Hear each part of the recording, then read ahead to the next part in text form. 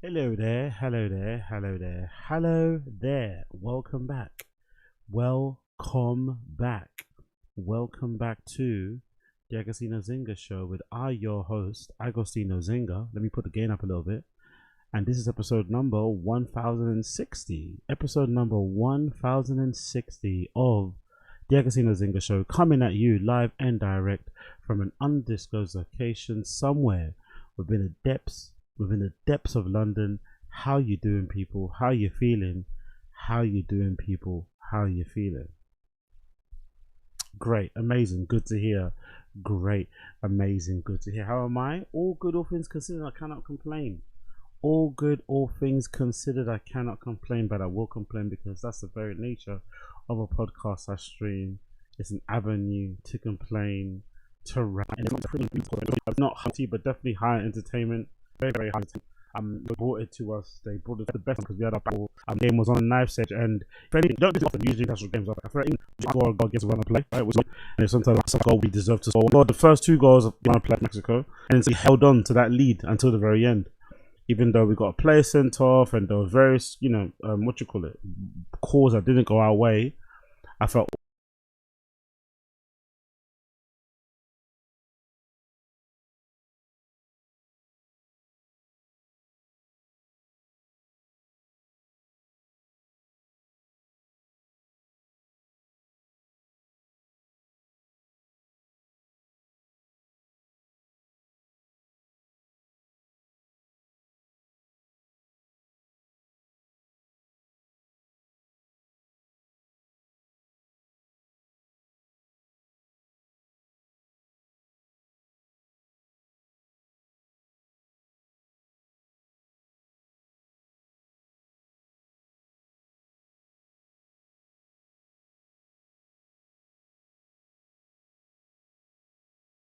all in all, in terms of a defensive performance, it was fucking stellar. Obviously, what we also were very fortunate in that this particular game, when the chances fell to our attacking players, when the chances fell to our more talented players up front or in the attacking areas, they finished, they converted. That was so good to see. And also Anthony Gordon, I think, is starting to prove his value a little bit, especially the Barcelona hype. You're getting to see what they can kind of see in him. The pressing that he does, the fitness rates that he has, the amount of kind of grass he can cover is pretty freakish. I'm not gonna lie, it's pretty freakish how fit and how able he is to mow around that pitch. It's kind of giving a little bit like he's a more sophisticated version of, like, I don't know who to think of. Maybe like of a Fletcher or something, right? Or like of a Mason Mount, right? These type of players. But you can see why managers like him. You can see why managers would want to have him in their team because his versatility. He could play through the middle, play on the flanks. He's very fast. He's pretty decent on the ball. Delivery's not too bad either, right? With the assist as well that he's got. So yeah, decent player. You can definitely see what they see in him going forward. I thought Saka played pretty well too, by the way, coming in from Madueke. That was a big change from the manager. He basically swapped both wingers. Rashford and Madueke went off. Sorry, or were dropped, and Rashford and Thingamajig and Saka and Anthony Gordon came in, and I thought they both did really well. I thought they both did really, really well, all things considered. So I was really happy about that. But yeah, man, kind of crazy. What was I gonna say? What was I gonna say to you? Am I online? What are you saying? Is it in there down? Am I online or is it on my am I not online? Let me know in the stream chat. Am I there or am I not there? I'm there, right? Yeah, I think I'm there. Nothing's wrong, no? Cool. If I'm down, let me know in the stream chat if I'm down, but I think I should be here. If I'm down in the stream chat, let me know. Big up Don Dotter. Am I down or am I okay? Yeah, big up Kato Moses. Yep, voice is definitely back. Yeah, 100%.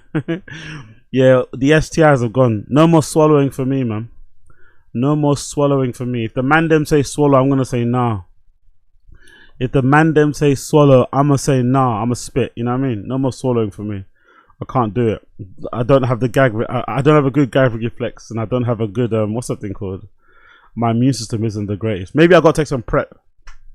Big up all my gay homies. Maybe I got to take some prep. Holler at me for the prep plug. Maybe I got to take some prep. That's what I need. I got to take some prep, and then I can line my throat. You know what I mean? No pause.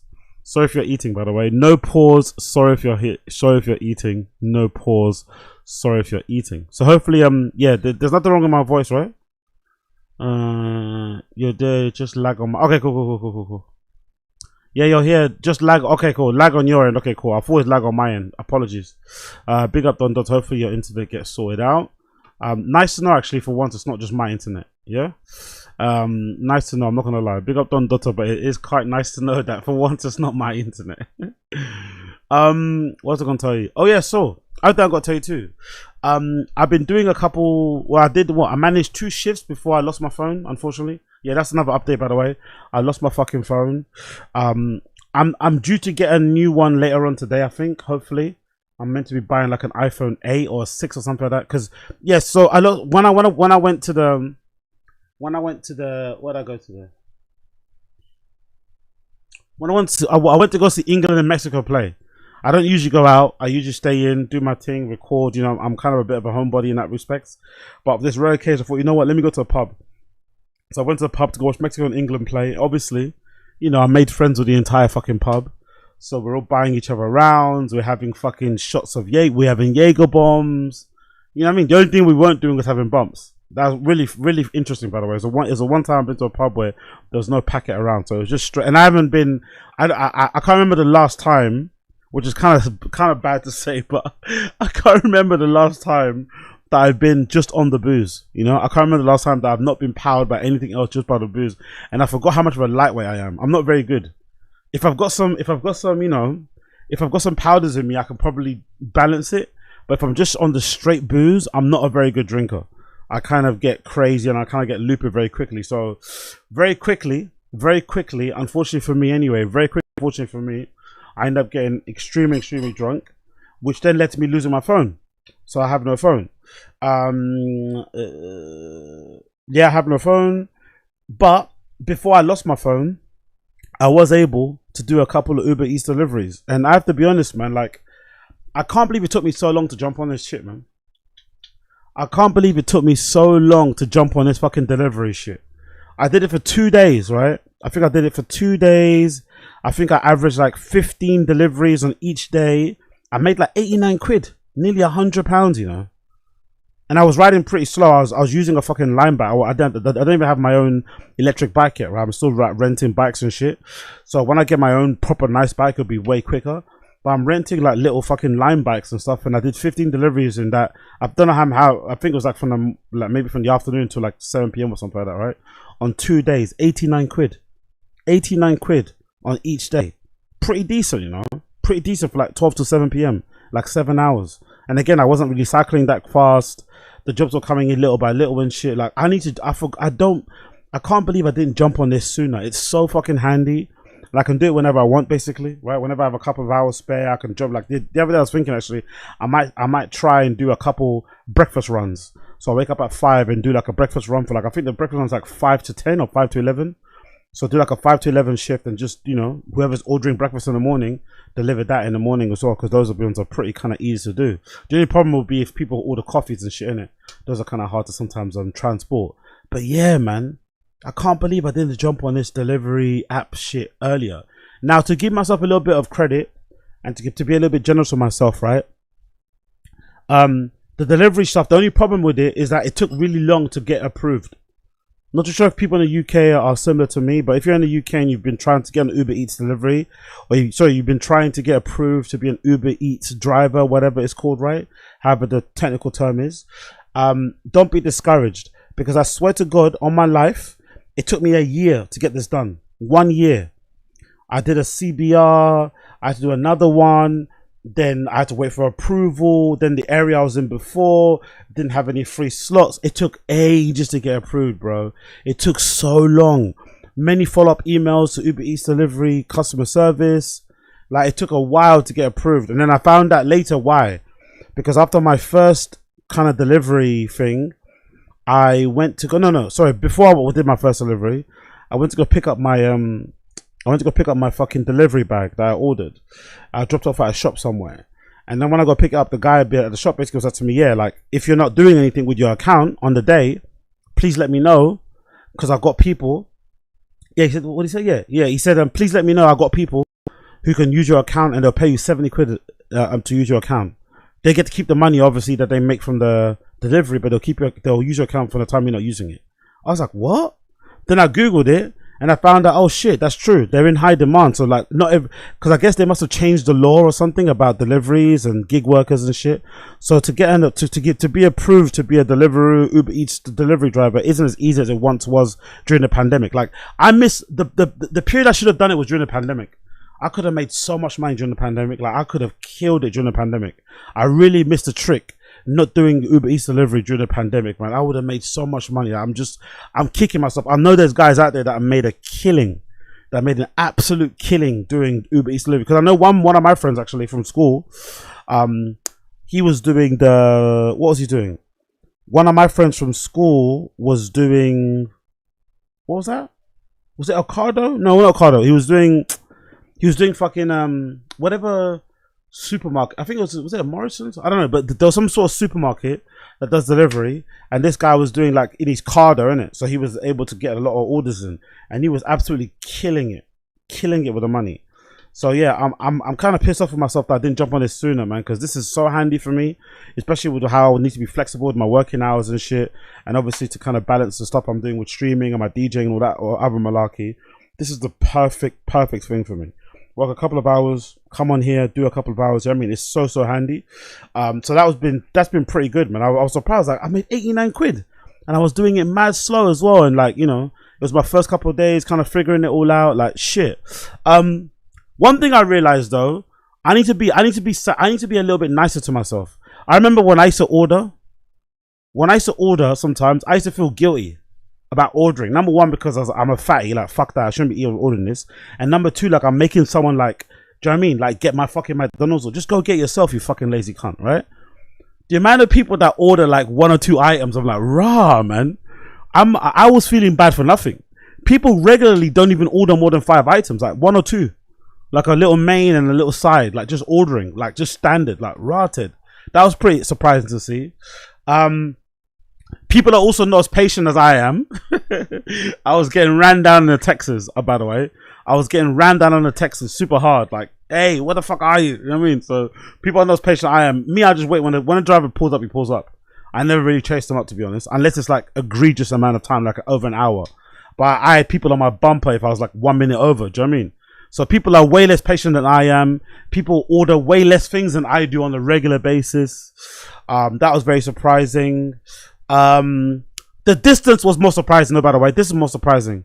People don't really order, because I thought people were ordering a lot from the local. People order a lot quite far, like not quite far, but like a half an hour away, which is nice to see. So they're not just ordering like a McDonald's around the corner. They're like, okay, I want something from here. I mean, I'm half an hour away. But by and large, the more money the order was, this is like a common thing I realized. The more money the total order was, the nicer the place was they lived in. And these people, like, I went to one place. I don't know if you guys know the area, but like, do you know that Liverpool Street Station area? There's like a new kind of like building. There's a new flat there. 2 people that I dropped off from literally living in those buildings. I googled it afterwards, and the rent's like $4,000 a month and shit. I was like, fucking hell. So the more the total order, the nicer the area they live in, which makes sense because you have more disposable income in it. But I was surprised to see people just ordering literally like one burger, like one fucking burger. I was like, rotted. Niggas are ordering one burger off Uber Eats and eating that fucking delivery fee. Like shit, absolutely crazy, man. No. I wasn't taking no food. Big up on Tentos. No, I don't do that. Yeah, big up Keto Moses. You did. It's good money, man. It really is good money for what it is. It's definitely good money. Big up on Run It Up. How many hours? About 7. About 7, brother. About 7. So I started at 12 p.m. and ended at like 7:30. About 7. What's it say? One of the owners is what was it saying here? Told you good money. Do you still sound like Hercules in love? Do you still sound like Hercules in love? On 10 toes, that's an amazing reference. That's an amazing reference. On 10 toes, you're funny. You're a funny guy. That's a brilliant fucking reference. You have no idea how obsessed I was with Hercules Love back in the day. Me and my friend Bobby, big up my buddy, my best friend Bobby. We went to see them so many times in London when they came and performed. It's so funny you mentioned that. I've actually got a picture of them, actually.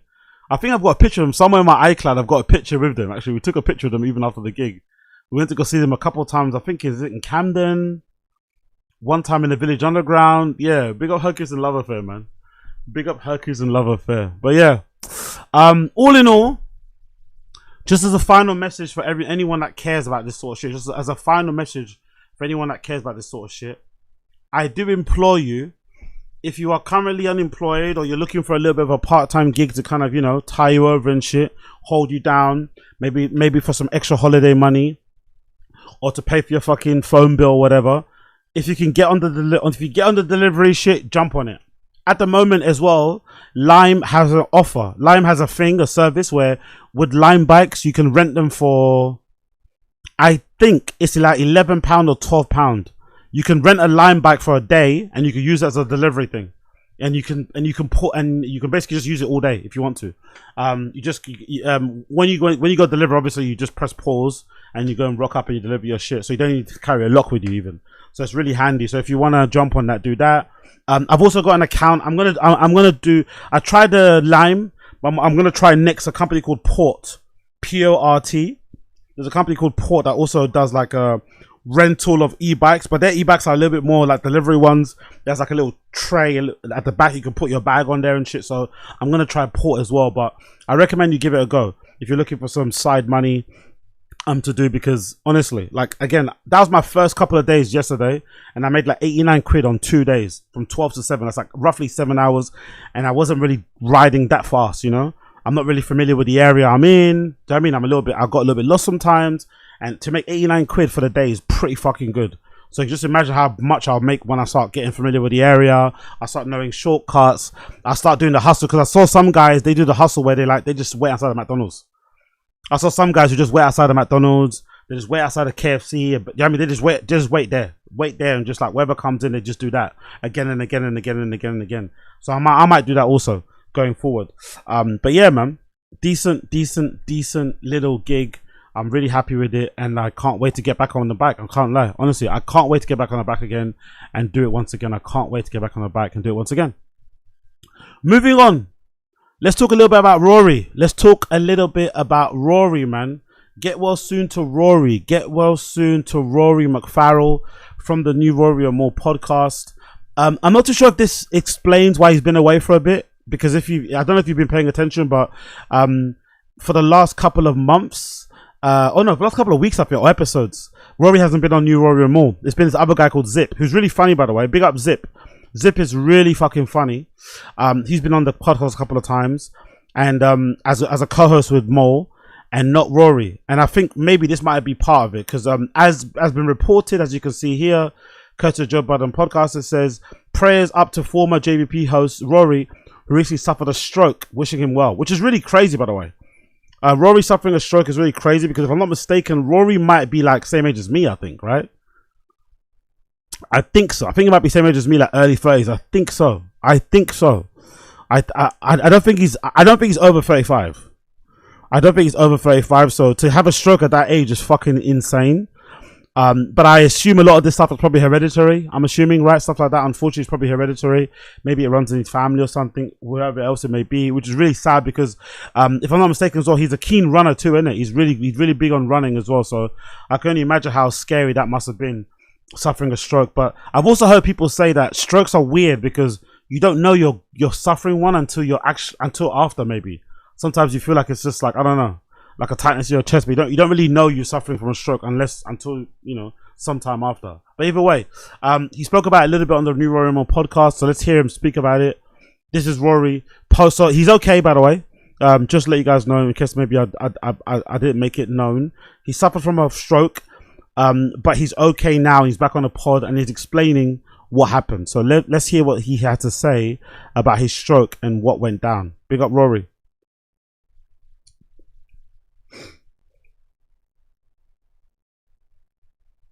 Play, come on.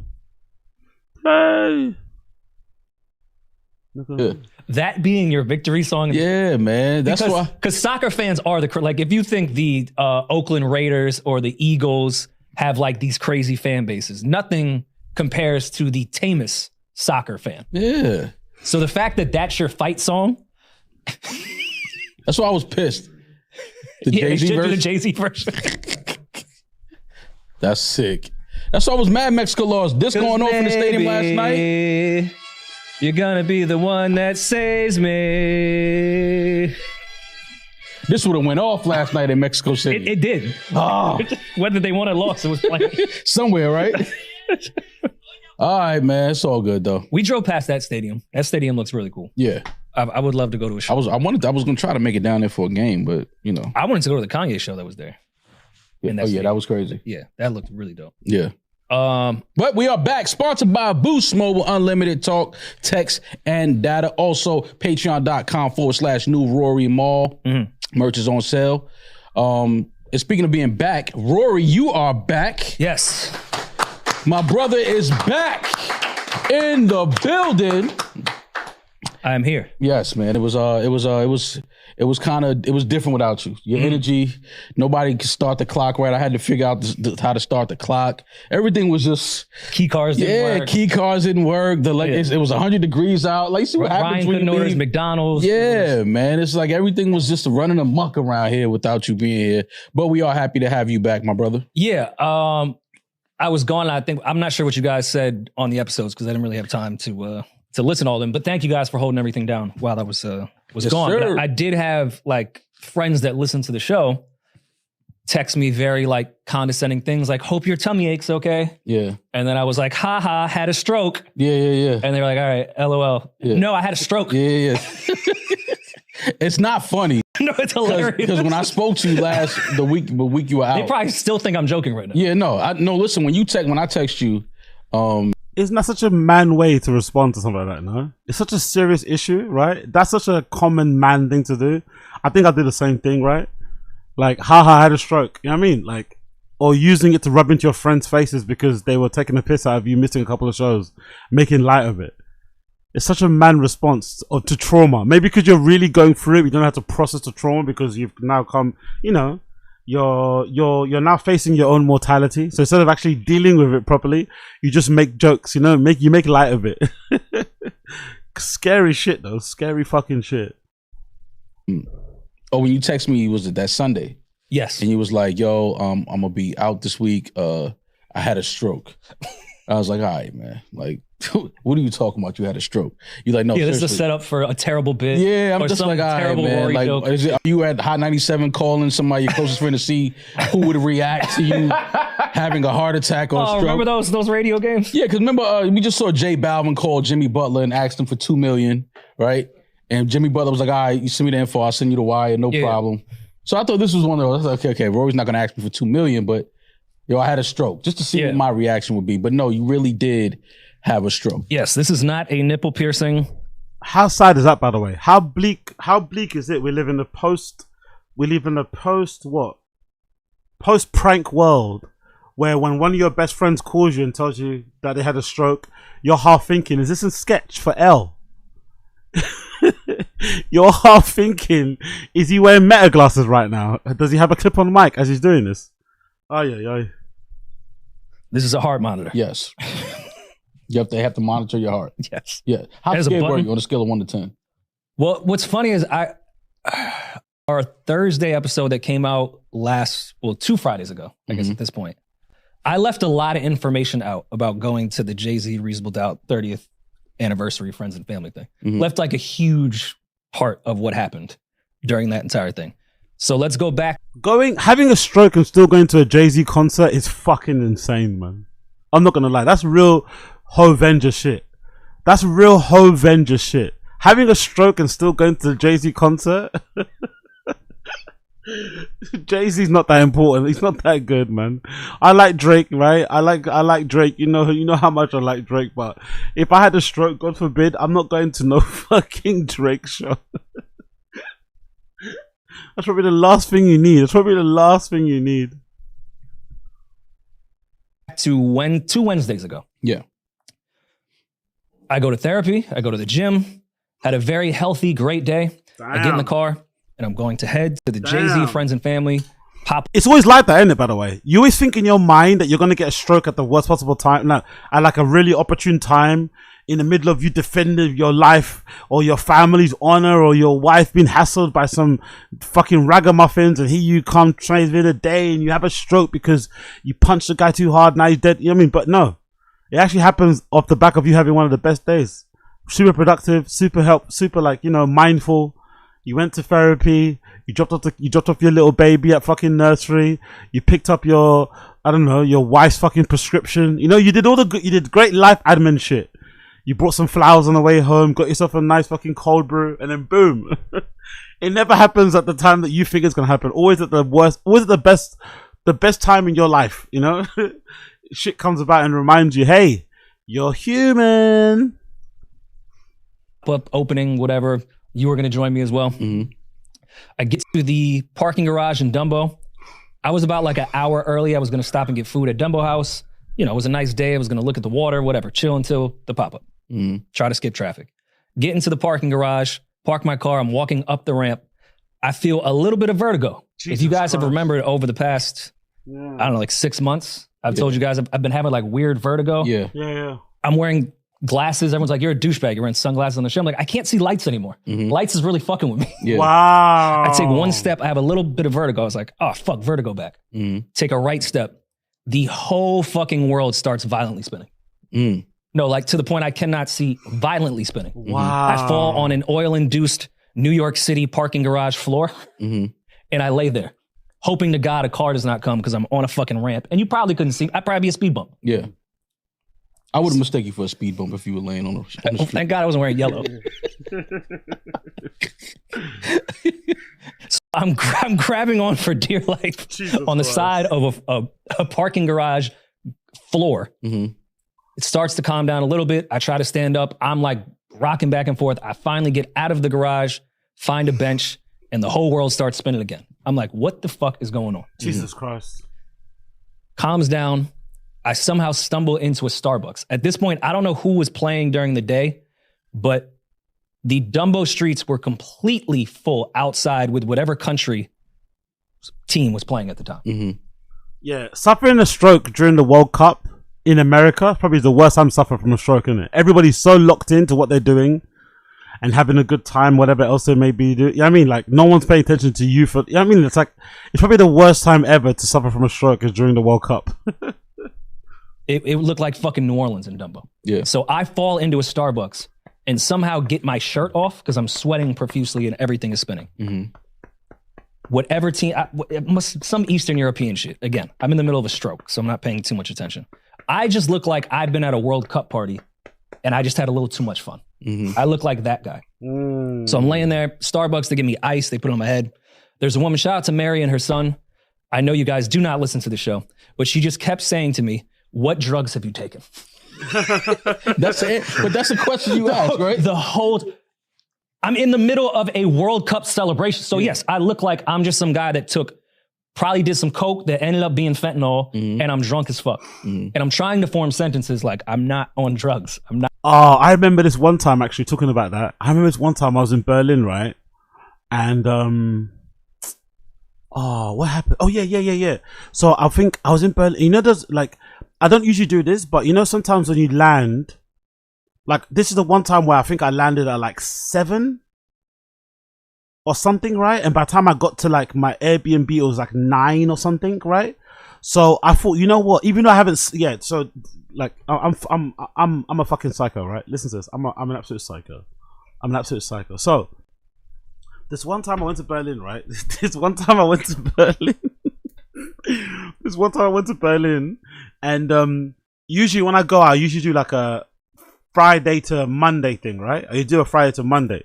This time in particular, I did a Thursday to Monday, so a little bit longer. But the flight I took out from London would have me arrive at Berlin at 7 p.m. like I mentioned.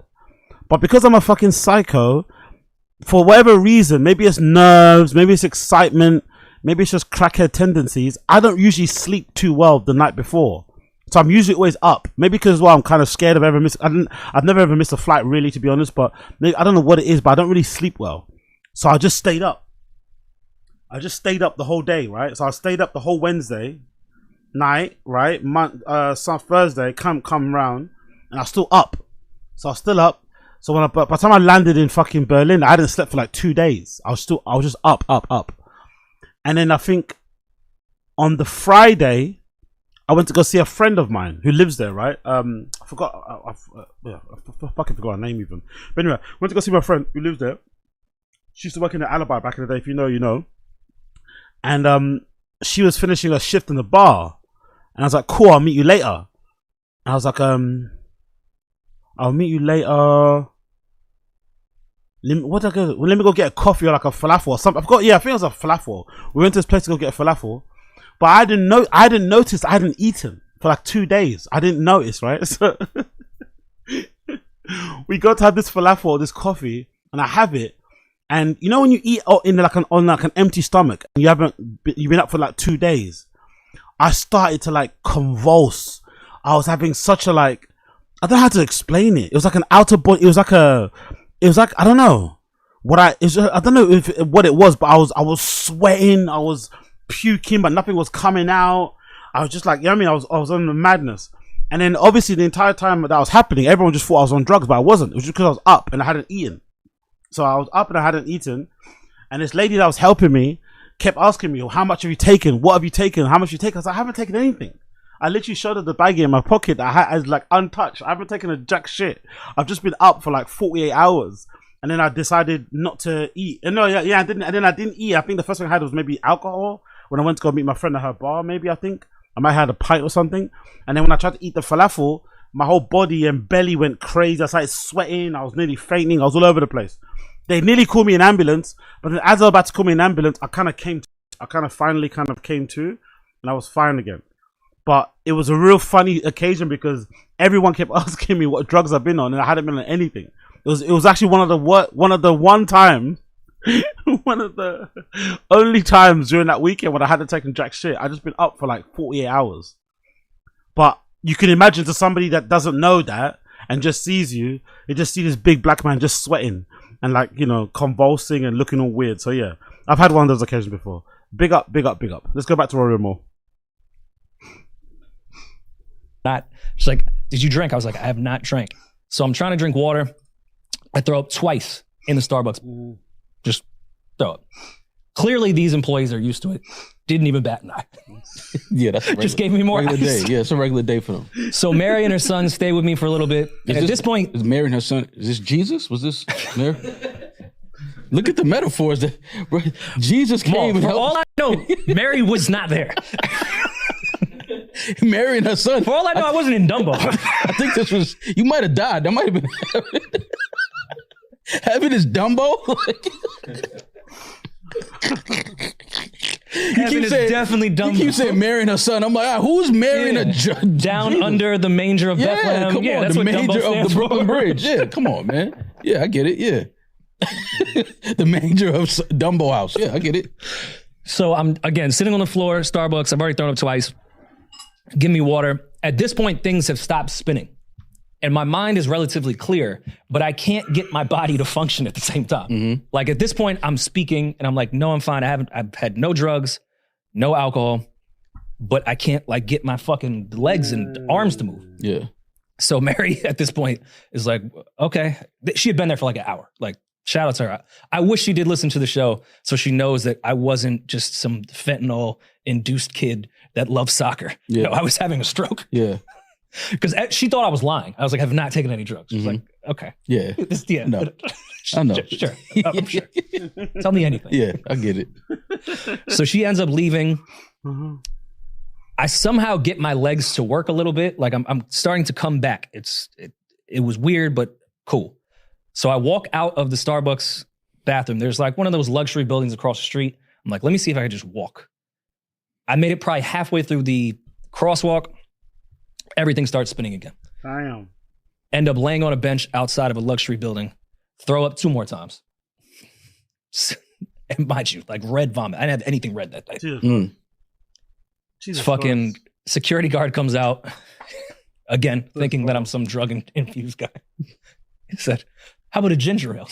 That's a great. I'm having a stroke.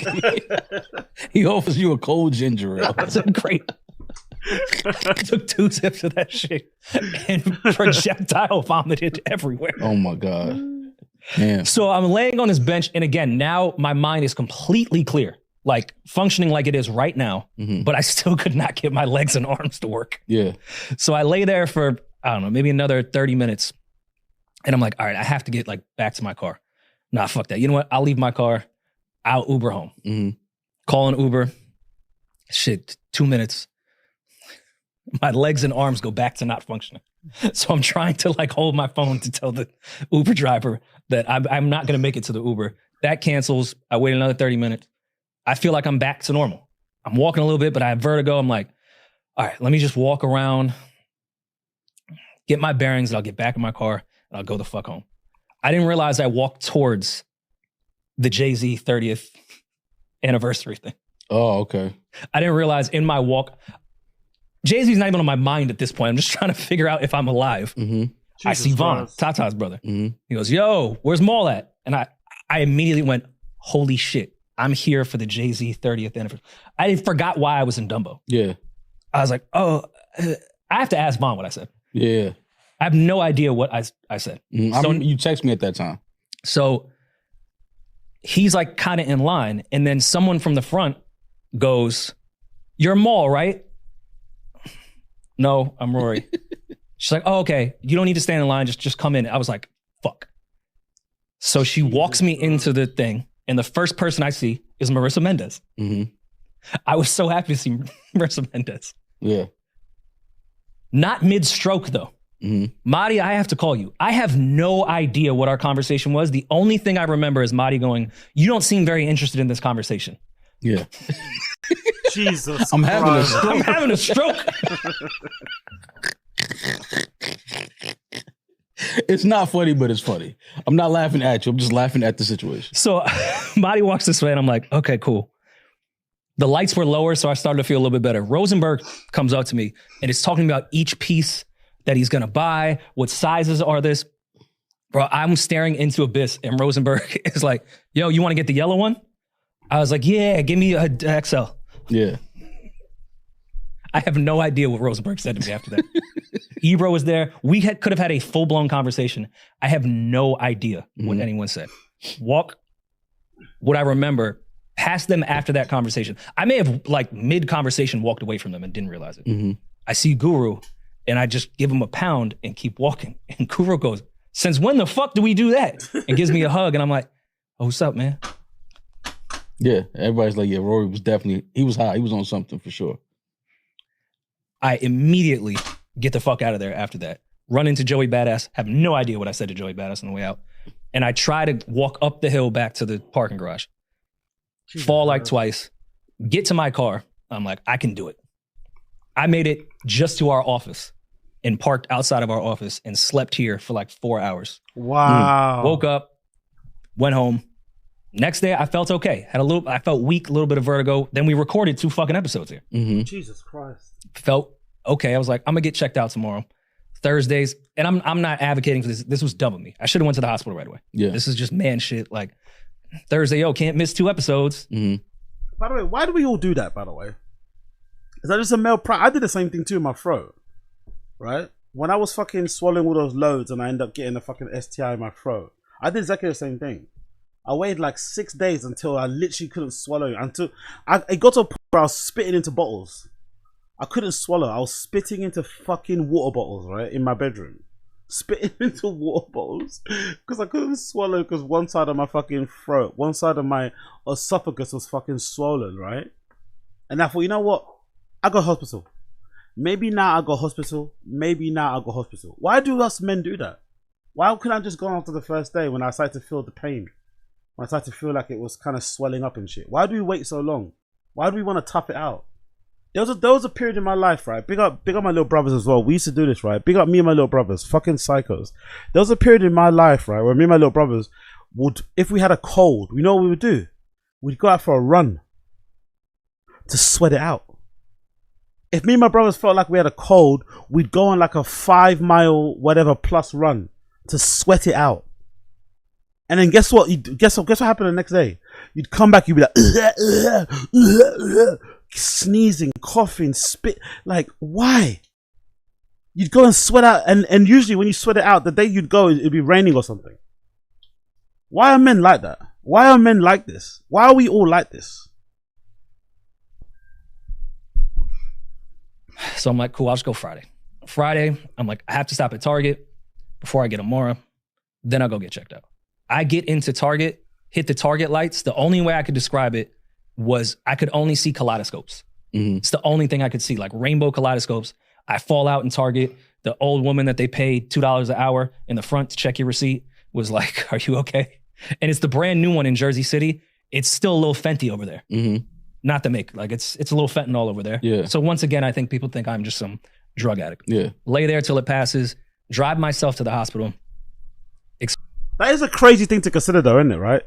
Because of the prevalence of like stuff like fentanyl, and with just, you know, people being on drugs as often, it is kind of sad to think that most of the time, if you're having an actual real episode, like you're actually suffering from something, a stroke, whatever it may be, most people are just going to think you're high.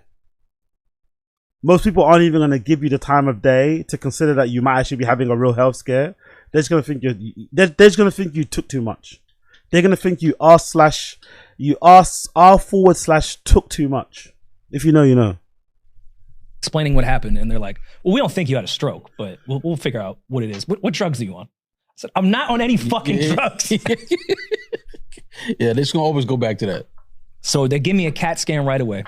By the way, if you've ever been to a hospital and the line was long at the ER, just say you're having stroke symptoms, you get right through. Get a CAT scan right away. They come in, they're like, we think you had a stroke. I was like, all right, let's do the real test, and then we could figure out what it is. Then they send like the cooler, younger doctor. And he's like, you know, this isn't like a police precinct. It's okay. You can talk to me. No one's going to say you can't get in trouble. Just tell me the drugs that you're on. I say, you could take my blood, my piss. I am not on any drugs whatsoever. Then the neurologist looks at the CAT scan and like, oh yeah, get this kid up to the fucking other wing. We may need to do surgery right now. I had a full-blown stroke for 2 days. Jesus Christ. And I just kept having more strokes. That's the thing. You can have mini strokes like that over 2 days. Oh my God. That is scary. I didn't know that was a thing. I thought a stroke comes and goes. I didn't know you could have it over a number of days on several occasions. Like, huh? Whether it be in Target, whether it was on Patreon with Zip, whether I was at the Jay-Z shit, I just had a marathon of strokes. So for 3 days. So when they got you in the room and was, you know, giving you the CAT scan and shit, like, did they at any point did you think that they was gonna have to like go in your head? Yeah. So I was waiting for the MRI because it was backed up to get an MRI, and they had like, you know, people that were coming from like car accidents and shit were ahead of me. Did the MRI and MRA, and I forgot what the reverse shit they call it. But I had to sit for an hour and a half in an MRI machine. Jesus Christ. I've heard about MRIs before. I didn't know that your nose can touch the top of it. You can't move for an hour. That was one of the worst things I've ever done. If you're claustrophobic, MRIs are the worst fucking thing. And I found out that Frank Ocean Blonde, he got all the sounds from the MRI machine. If you've had an MRI, go listen to Blonde. The transition on Nights is the MRI machine. Yeah. The whole time I'm like, is this? I've heard this record. I've heard this record before. Are they playing Blonde over there? Yeah. No, like if I ever meet Frank Ocean, I'm gonna add like, have you had an MRI before? Yeah. Because all of Blonde is MRI sound machine. Like that's all this shit is. Us emotionally stunted, traumatized guys, man. I'm recognizing so much of myself in how he's speaking, making light of such a serious situation at every point. You know, when he was probably really scared because he recently got engaged, if I'm not mistaken, right? He recently had a baby. New Rory Mal got signed up to The Volume. They're a part of Netflix podcasting. Like, they're doing really well, you know? Like, in spite of everything people say, New Rory Mal's doing pretty good post Joe Budden. They're doing really well. They're probably making more money than they've ever made individually, collectively. They're doing very fucking well. And at this precise moment, that's when you have a fucking stroke. Do you know what I mean? So he probably was really scared, but the only real man way to deal with it is just to kind of consistently just keep making jokes of it, making light of it, just so you don't have to kind of like, you know, grapple with the fact that you nearly died. you know, and you know, and there's a danger that you wouldn't be here to see your fucking daughter grow and get married and graduate. You know what I mean? All those fucking shit you want to see. It's like, oh, fucking no. I see so much myself in that. But yeah, I'll leave it there for those of you that want to check it out. The timestamp is about, I think it's like 4 minutes 30 into this episode number 515. If you want to check out yourself in full, it's New Rory Mal episode number 515. Dumbo is Heaven. From the timestamp around 4:30, 4:45-ish onwards, you'll hear Rory talk about his stroke and how he went through it. I'm not going to play the whole thing. You can listen to it yourself if you want to. But I'm pretty sure he's on the mend now and getting the help that he needs. Hopefully he recovers well and he's back fighting fit. But yeah, man, that's scary, man. To be in your early to mid-30s having a stroke, that is scary. That is a little bit too soon for me. That's a little bit too soon for me. So hopefully that's it for now, and he makes a full recovery and he's A-okay. Big up Rory, big up Mal, big up Rory, big up Mal. Talking about bigging up, P. Diddy is out and about, allegedly, according to TMZ. Somebody from the prison, I guess, right? I guess maybe is this a prison staff? Or is this a prisoner? I don't know who it is. But somebody recorded a video of Diddy walking in the courtyard of the prison that he's in, right? Is it Fort Dix? And he's pacing around. I guess he's getting his calories in, trying to keep himself fit. And I just see this guy menacing around the fucking, you know, the grounds of his prison. And I think to myself, when Diddy's free, he's going to be putting foots on necks on it. I think his comeback is going to be like on another level. When he comes out, he's going to be putting his foots on necks. He's going to be putting his foot on the pedal. He's not going to be taking it easy on anybody. I think he's going to come out on pure smoke. You know that? Because he's done his time now, right? He can't get tried again for it, even though, you know, what he did with Cassie was fucking abhorrent. He's probably going to think, yeah, I've done my time. You can't bring it back up again now. Go fuck yourself. He's going to be on pure and utter smoke when he comes out. The amount of people he's going to be bopping to like this in real life. He's going to be turning up at some people's performances like barefaced on his own. Just sitting front row. Do you know what I mean? Just screwing people down. Diddy's going to be on some timing when he comes out, honestly. He's going to be on King Von timing. He's going to be running down people. You know, he's going to be running down people. He's not going to have it. He's going to be on pure and utter smoke.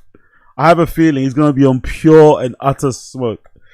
He's not coming out on some like soft boy, reformed criminal, you know, repenting shit. Nah, I don't believe any of that. He's going to come out on pure and utter unfiltered smoke. You got me once, you're not going to get me again. My money's too long. I'm too powerful. I'm this, I'm that. He's going to watch you. You're going to see. I'm pretty sure he's going to launch a new network. He's going to be on pure and utter smoke.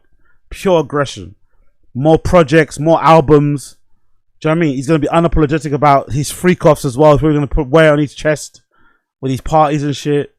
Yeah, Diddy's going to be on some shit. Diddy's going to be on some shit. He really is when he comes out. So let's see when that happens. Thankfully, though, for Cassie, I think I read it correctly. I saw a report that Cassie has moved away in it, right? Which is quite good. So big up Cassie. I heard a report that Cassie moved out of America. I think they live in Europe somewhere. Maybe I think her husband's from here. I don't know if that's true, but I remember reading somewhere that Cassie's moved to Europe. So big up Cassie. Got her settlement payment out of that whole shebang, you know. Probably not the greatest kind of like, you know, outcome off the back of it. Probably wanted to see Diddy spend more time in prison, but still, considering how messy that whole situation was, getting a pretty decent few million payout, which I think was like 30 or something plus million, and then be able to relocate to another country, start your life again with your new family, and just kind of put that shit behind you is pretty much solid. You know what I mean? So big up Cassie and her future going forward. But I think when Diddy gets out, he's going to be on pure smoke. I think when Diddy gets out, he's going to be on pure and utter smoke. Talking about smoke. Wild one with this girl, by the way. Somebody explain to me, right? Somebody please explain to me. Wild one for India Love. I feel like India Love has been having some very bad day. And although it's just but now that she's streamed, hasn't been doing a lot of like dumb things online and just generally getting people's nerves. One particular video I saw come out that went quite viral on my side of social media, where her and her friend decided to just park their cars in the middle of the road to film a TikTok. Yeah, I'm not lying.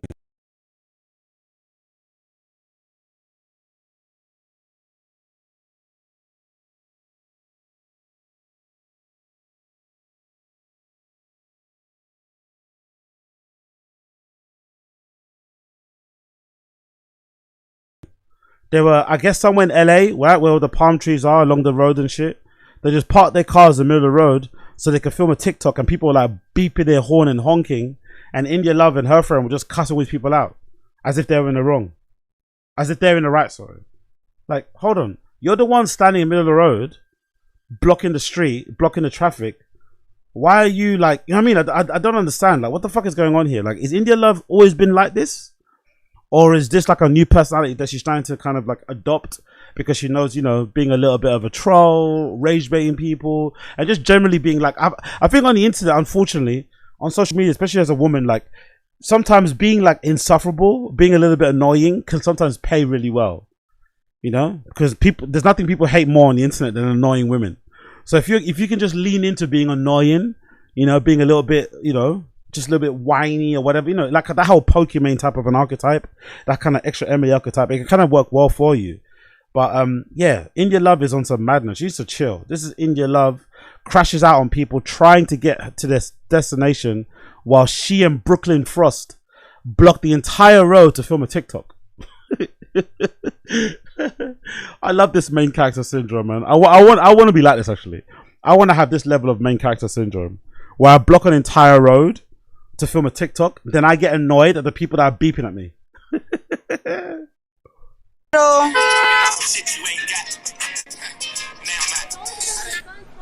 You have to wait. You have to wait. You have to. Okay, and this is a public situation going on. You have to wait a second, sir. We're not doing anything wrong. Please give us 1 second. Please give us 1 second. We're not bothering anybody. Please. You could go around. You could go around like this. Is it a little closer? Okay. Yeah. Thank you. Like that? Yeah. Yeah. Give us the 3, 2, 1 again. Okay. So. Go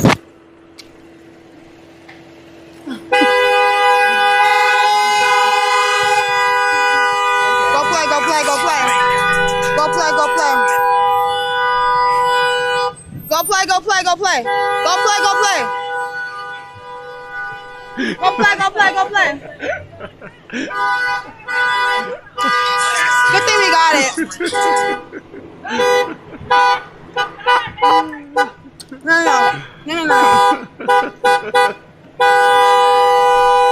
Now they're twerking. Oh my god. Thank you. Oh my god. It's so cute. Oh my god. It's so cute. All right, let me get my bag out the back. Oh, I don't know. It's okay. Let's not argue. Let's just get our shit.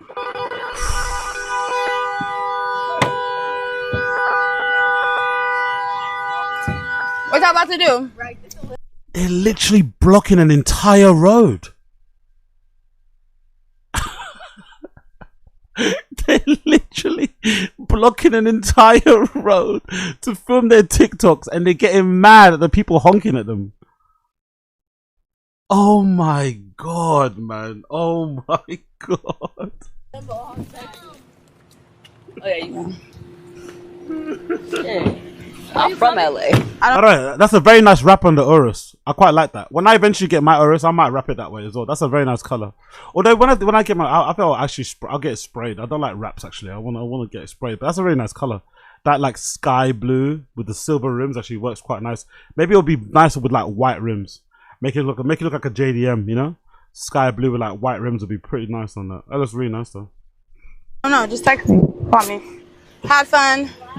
Bye. Thank you for the joyride. No, thank you. It's okay. She could be mad. I'm gonna take my sweet ass time. Love you too. Bye. Have a blessed one.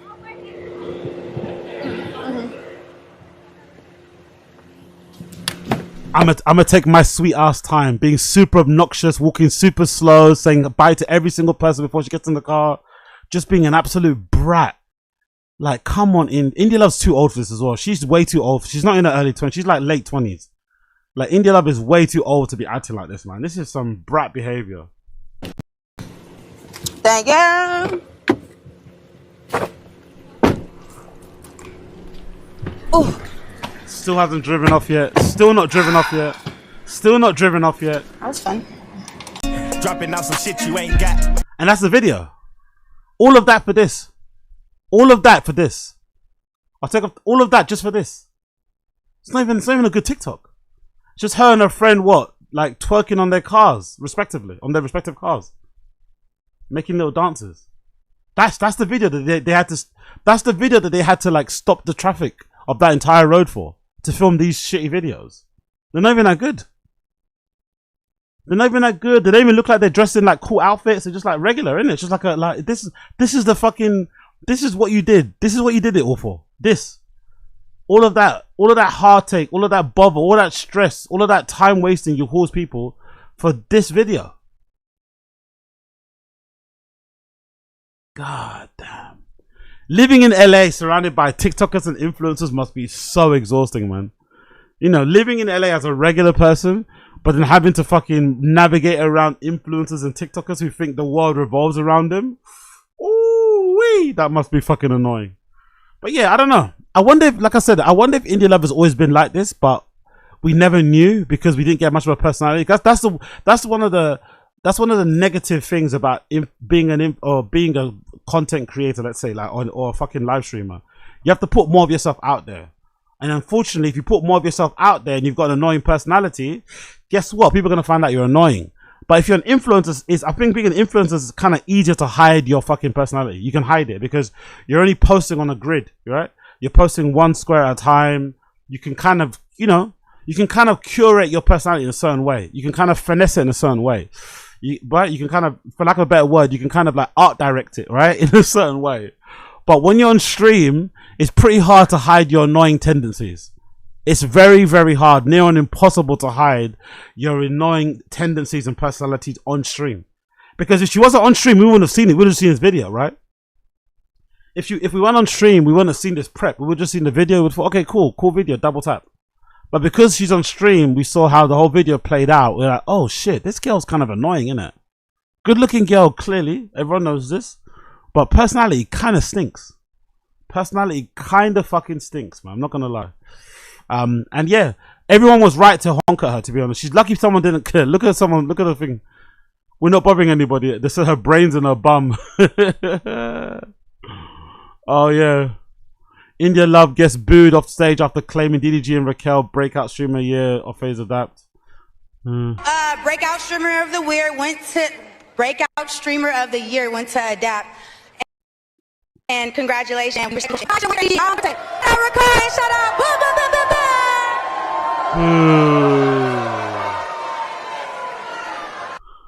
Breakout. Yeah, that was a bad moment for her as well. That was a bad moment for her. It was bad. Beautiful girls are gonna beautiful, innit? Beautiful girls are gonna do beautiful things sometimes. And that was one of the beautiful things. Beautiful guys. Cool. Let's move on to some not so beautiful things. Lukas Wiglex. Lukas Wiglex.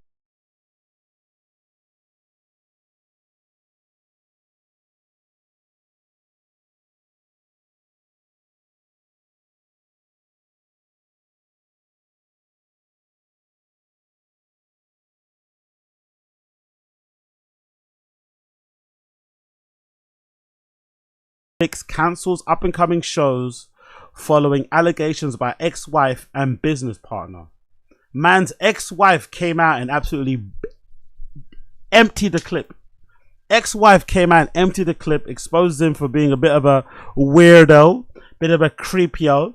And yeah, it looks like it's over for a man like Wiglex. Now, why do I know Wiglex? I know him, if I'm not mistaken, didn't Wiglex do a party with Imogen back in the day? I think they did like a party or something. I think that's the only reason why I know his name. I think I know his name because there was some sort of party he did, I think, with Imogen or somebody back in the day. Maybe a few years ago. So I remember seeing his name around, doing those sort of things in the scene. Seemed kind of, somewhat respected or whatever in the industry. But then, you know, sure, this comes out, and all this does to me is confirm, if anything, plus the story I'm going to read later about the Lion Lamb co-founder. Essentially, it's all but impossible to rid the scene of creeps and weirdos. It's just impossible. I think partly it's due to the nature of the industry, because it's based in nightlife, right? It's almost like similar to stand-up comedy. I kind of report on or talk about a lot of stand-up comedy on my other show, The Random Show. Make sure you check that out. Random Show later on tonight, 11 p.m. Random Show 11 p.m. later on tonight. But I talk about comedy on that side of things, and there's always some sort of, you know, controversy or story around some stand-up comedian being abusive to women, or a stand-up club taking the piss out of the comedians and not paying them well. There's just a lot of exploitation going on in that industry too, and I think a lot of it is obviously centered around the idea, or, you know, the fact that it's based, you know, primarily at night in bars and clubs and shit. And I just think, for the very nature of dance music, with it being kind of, you know, revolving around nightlife, and obviously nightlife revolving around booze and alcohol and shit and drugs, it's just near on impossible to kind of rid the scene of this sort of behavior. It just is. No matter how long your code of conduct is, all it takes is one person to kind of ruin the vibe, ruin reputation, ruin the atmosphere, ruin everything that you've kind of done. You know, all it takes is one person. And this motherfucker, you know, he's got a whole party behind him. I think, if I'm not mistaken, a label, all that stuff, and all your activities and your behavior has now put a dark cloud and kind of damaged and put a stain on everybody else that kind of follows in behind you, or that works alongside you, who probably has nothing to do with this. They have nothing to do with this whatsoever, and they get tarnished, or they get swept with the same brush because you're obviously the prominent person at the end of it. But a part of me, being the optimist that I am, a part of me who's, admittedly a very much a half glass full person, I also think to myself, when I do eventually open up my club, that might be one of my aims. When I eventually open up my club, that might be one of my aims, to be like, no tolerance to any creepo, abusive behavior whatsoever. Any type of hint that that's happening, you're out. You know what I mean? No warnings. One strike and you're out type of rule. That might be something that I kind of like lean on as well, just to kind of try at least to see if it's possible to create a club where there is no controversy surrounding that sort of stuff. I'd rather there be controversy in terms of my bookings, right? Oh my God, you haven't booked this person. You need to book this collective, this DJ, this girl, this queer person. I mean, cool. I'd rather that controversy than have a controversy around like, oh, the owners are creeps. Oh, the business partner, this person, the label. I mean, that sort of stuff is horrible.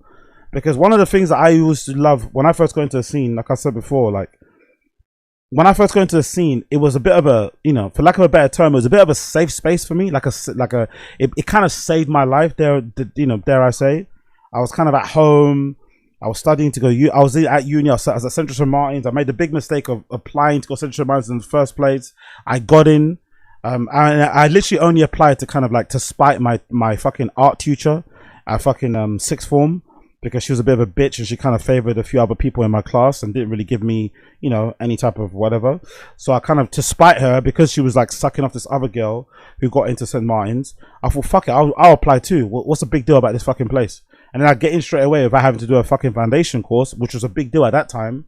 And then I got in. Obviously, I spited her. I won, but then I lost the war, because then I was studying at home. You know what I mean? I was at St. Martin's studying at home and shit. So I was having a horrible time.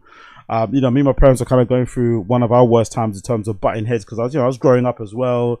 You know, the African parents, traditional. You know, they didn't really get it. I understand. I was being a bit of a nightmare. So things were shit. So the one saving grace I had during the thing, that's why I was staying out so much, was clubbing. I'd literally stay out from like Thursday to Friday to fucking Monday. Do you know what I mean? So clubs were my safe space. I literally went to clubs, you know, not even to get fucked up, just to go and like lose myself and kind of find friends and distract myself from like the horrors of my everyday life.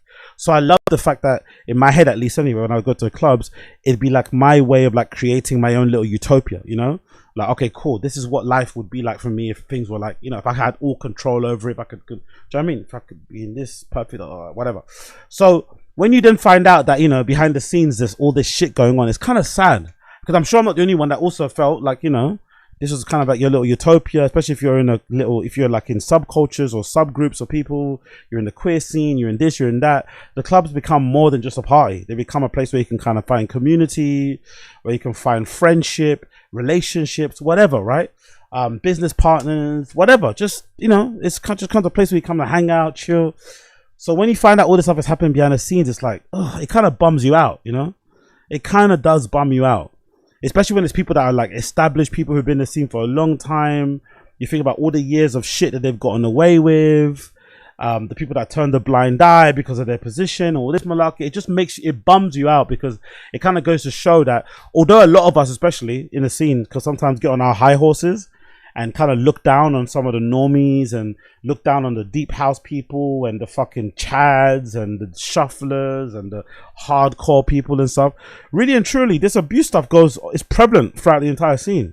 It's not just limited to some particular genre, you know? Some people look at the guys who are, you know, jumping around with their tops off in DC-10 and think, oh, I could never go there. That's not a safe space for women. That's not a safe space for... Well, look at our scene. Look at our particular scene. Look at our little niche. It's no better than them over there. You think you go over there, you're going to get harassed? Look at this. Do you know what I mean? Niggas out here harassing their own wives. It's pretty fucking crazy, man. So, yeah, man. Sad situation all around. Both stories I'm going to obviously cover. Cover first this Lukas Wiglex one, and then we're going to obviously go over the London venue, the Lion and Lamb, which is obviously a really troubling to the club that was, the pub bar that was co-founded by Craig Richards from Fabric, who's also a part of Houghton. So we're also going to cover that as well. And this Andre King guy's been, you know, been exposed for some stuff that he's been done as well. But let's go through the Lukas Wiglex things first. So this is courtesy of RA. Lukas Wiglex cancelled up-and-coming shows following allegation by ex-wife and business partner. Both parties shared new statements. Two of resident advisors today. The Nottingham DJ also stepped down from co-running UK festival Peep. And again, see, like that's the thing. Like that's the really selfish bit about this abuse stuff. It hurts. It ends up hurting more people than just yourself. You know, like it ends up hurting more people just yourself. Like everyone kind of like I think about from time to time. I think about the guys from Crossbreed all the time, man. Crossbreed were killing it for a period of time with their kink raves. Then that one guy ends up in some pasta behind the scenes with abuse and harassment. I don't know exactly what it is what happened, which I always kind of laugh about. I'm always going to share the story, but I always fucking laugh at it because that motherfucker was such a cunt to me when I met him at fucking Panorama Bar. He was such a condescending, like, you know, performative fucking prick. When he got exposed, I was really happy. It really fucking filled me with joy. I keep sharing this story, but I'll share it again. I was in Panel Bar. I think it was the same night that I kind of bumped into Juliana Huxtable and I had that, you know, not so good interaction. I was in Panorama Bar doing my thing, and me and this one girl, oh yeah, that was when I met Sean H. Big up Sean H as well, the DJ. Big up fucking Sean H. If you know, you know. So I bumped into this girl called Sean H. First time anyway. She's a DJ, so we kind of, you know, got friendly in that respect. We're just, you know, running around the fucking dance floor, you know, bumps ahoy. And then we bumped into this other girl who was really fucked. And at that time, I'd never seen what a GHB fuck up looked like. So that was my first time. So I thought she was really fucked up, but Sean was like, you know, basically telling me, hey, relax, she's not over that bad. But she was falling all over the place, just being moldy. So me and Sean decided to take it upon ourselves and kind of help her out, innit? And like, you know, hold her up, get her some water, general kind of like, you know, looking after the fellow raver type of shit. Along the way, we bump into this guy from Crossbreed, right? The kink party that used to be popping up back in the day. We bump into, I forgot his name, he's Ginger, white dude. We bump into him. And then as we're bumping into him, she falls onto the floor. I go to pick her up. Like she literally drops on the floor. I go to get my hand out to pick her up like this, right? And he's like, hey, no touching. Not like he said something like that to me. Like, don't touch. Like he tried to make it seem like I was trying to touch her up. She literally was on my shoulder, right? Resting. She faints on the floor because she's too fucked up. She doesn't have balance. I go to lift up again and he tries to insinuate that I'm trying to touch her up or something. I'm trying to do something untowards. Right? And like says it like in front of everyone. It makes me look like a fucking weirdo. And then obviously I give him a screw face. What the fuck are you talking about? We have a little exchange and he kind of like, you know, does his little prance and he prances off, right? And obviously later on in the night, that girl, she kind of just comes to. She's all right. And like Sean was right, by the way. 2 hours later, that girl was just all right and nothing happened. She didn't remember us at all. So that was fucking funny. But it was really funny was a few months later, the story comes out, this fucking Crossbreed guy was allegedly, from what I remember reading, like he was doing the whole like, oh, pretending he was bi or queer but then using it as a ruse to get like girls to come over or to hang out, and then doing some abuse. Again, allegedly, don't sue me or something, but I think allegedly it was something along those kind of lines where he was trying to pretend like he was queer, but he really, like, he was wearing high heels or painting his nails, but really, you know, he was trying to fuck all the girls. So I found that hilarious that guy that was trying to make me look like a creep because I was trying to help somebody that fainted on the floor got exposed for that sort of shit. So yeah, I don't know. It's funny, but it's sad. It's funny, but it's sad. Anyway, let's just continue with that story. Fuck that guy. But yeah, like I said, I feel sorry for the crossbreed people because I remember the crossbreed community were pretty cool. I remember like they had a really popping Instagram, like everyone was chatting, like me, like they had really good socials. It was picking up. I think they did a couple of events in Fabric, I think. Like the community around crossbreed was really fucking cool. I'm not too sure where they're all at now. I don't know where that crossbreed community live now. Do they just exist at club? Did they just all go to Club Verboten? Did they go to something else? What's that other one? Is it Pinky Promise or did something else? I wonder where they're at now, the whole, you know, crossbreed community. But I feel really bad for them because that guy had to step down. I think he deleted the fucking Instagram page and shit. So the whole community just got like, you know what I mean? They got fucking Thanos finger snapped because one guy couldn't keep his dick in his pants, you know? It's pretty shitty that, but hey, let's continue. Trigger warning. Nottingham DJ Lukas Cole, aka Lukas Wiglex, has announced that he's cancelling his forthcoming gigs following allegations of abuse made by his former wife and business partner. In a post shared on Instagram yesterday, July 1st, Cole publicly apologized, writing that he was embarrassed, disgusted, and full of shame after reading her account. In a statement shared by a resident advisor, Avarni said, "Writing my piece is a hard decision." Okay, cool. Let me ask. I actually want to read the piece that she read. What did she say? She read. So where's the actual account of it? It's a Substack, right? Where is it?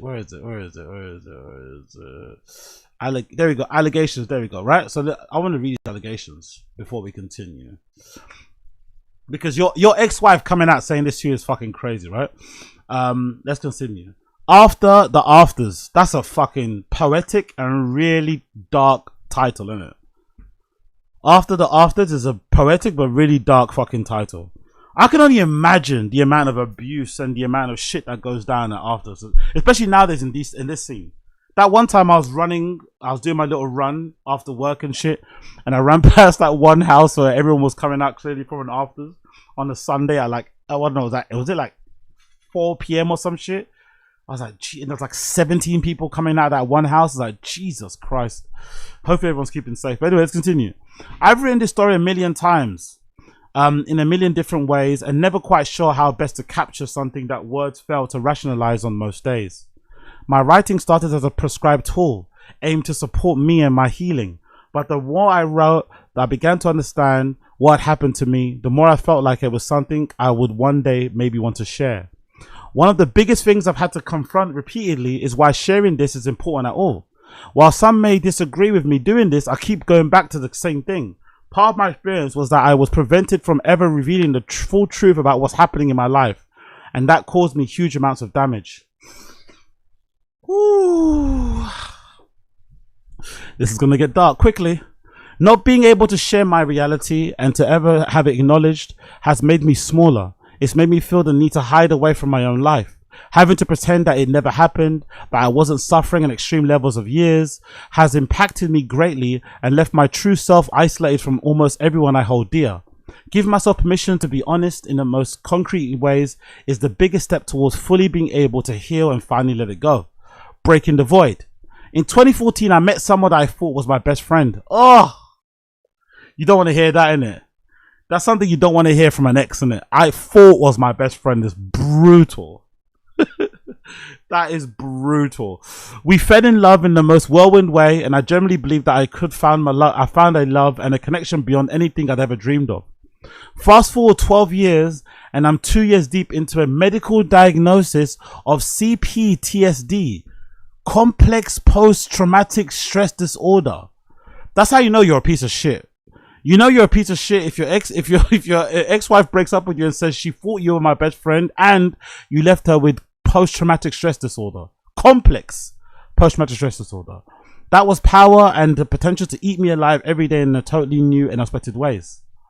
There are rarely warnings or opportunities for me to preempt and prepare myself for what's about to happen. I just find myself in situations, sometimes completely out of the blue, where I'm paralyzed with fear, unable to communicate, and generally just shut down.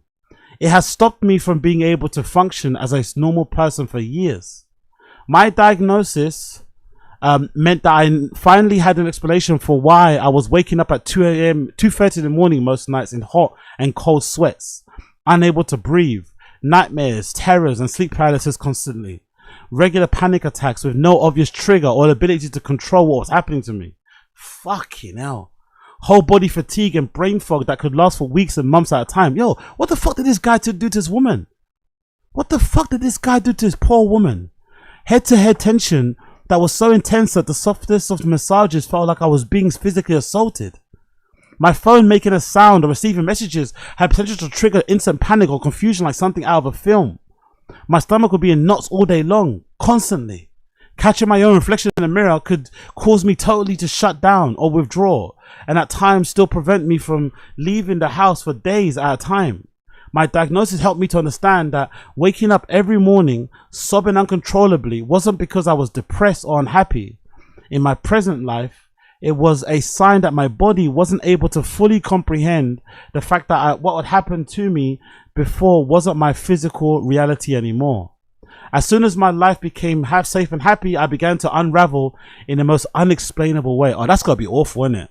As soon as my life became safe and happy, I began to unravel. Just as you're about to get yourself situated, you feel like you're going in the right direction, you put some of that shit behind you, suddenly it all comes flooding back again. My illness has been debilitating and life-changing. It caused me to eventually have to leave one of the best and most fulfilling jobs I've ever had as a fashion university lecturer, preventing me from being able to spend time in my childhood home without spiraling, has caused me to completely detach myself from some of the favorite people in the world, and generally has stopped me from being able to function as a normal person for years. Yeah, I know part of that. You know, when you're going through a shitty time, the last thing you want to do is be around people. So I definitely know the part of it where it comes to isolation and purposely keeping yourself away from people so you can just sort your shit out. But then the more you keep yourself away from people, the more you spiral, and the more you start to, you know, go into yourself and start to call yourself all sorts of madnesses. So yeah, it's horrible. But people can't really help. No one can help you until you really, you know, get out of that situation yourself, really, which is a really sad part about it, because people can notice you're pulling away. They notice you're going through something. They want to be there for you, but you're also, you know, making it very clear that you don't want them to be there. But it isn't something that has caused what's causing a vacuum. It's the result of 10 plus years of ongoing emotional, psychological abuse, coercive and controlling behavior, physical abuse, intimidation, and threats. All at the hands of somebody who, for a very long time, I believed loved me more than anything else in the world. Anyone who has known me pre, during, post relationship will be able to testify to how much this person's presence in my life changed me, detached me from my friends and family, took up all my time and energy, and imposed their own demands and requirements on me until eventually I had completely lost myself. That's the thing. That's always a real good. That's the side. Oh, it's hard though, isn't it? Like, I was gonna say, like, one of the easiest telltale signs that one of your friends is maybe in an abusive relationship, but they don't know it yet, is when that relationship suddenly pulls them away from you. Is when they start to spend less time with their friends, and they start to just, their whole life starts to be about their person. But on the other side of things, sometimes we've had friends, I'm sure you've had friends, same, who've been in a relationship with somebody, and it's been a whirlwind romance in the beginning where it's all about that one person. And sometimes it's nice because maybe they're in a previous relationship they were in before, maybe they weren't being, you know, looked after, maybe they weren't being paid attention to, and now they finally found somebody who's willing to, like, you know what I mean, make that person their whole entire life or their whole entire world. As a friend, it can be sometimes nice to see your friend be that madly in love, where to the point where they're not really returning back your phone calls, they're not texting you as promptly, they're not as round as often. They're all about Greg, they're all about Laura, they're all about Tom, they're all about Sarah. Do you know what I mean? Sometimes that can be nice, but there also comes a point where you have to maybe step in and say, hey, this person's maybe doing a little bit too much. You know what I mean? But it can be a hard balance, hard thing to kind of judge, really can. He dominated my life in every way. I was sad, confused, and frustrated constantly. on edge all of the time. The only way I could function was through unhealthy escapism, which I'm guessing is drugs and alcohol, right? As the relationship ended, my symptoms got arguably worse. As I spent so many years not being able to tell anyone that I had really been happy in my life, many of my symptoms only started appearing later. Once my body felt safe to express itself really freely, I moved from years of fawning, disassociating to extreme fight or flight that became totally uncontrollable.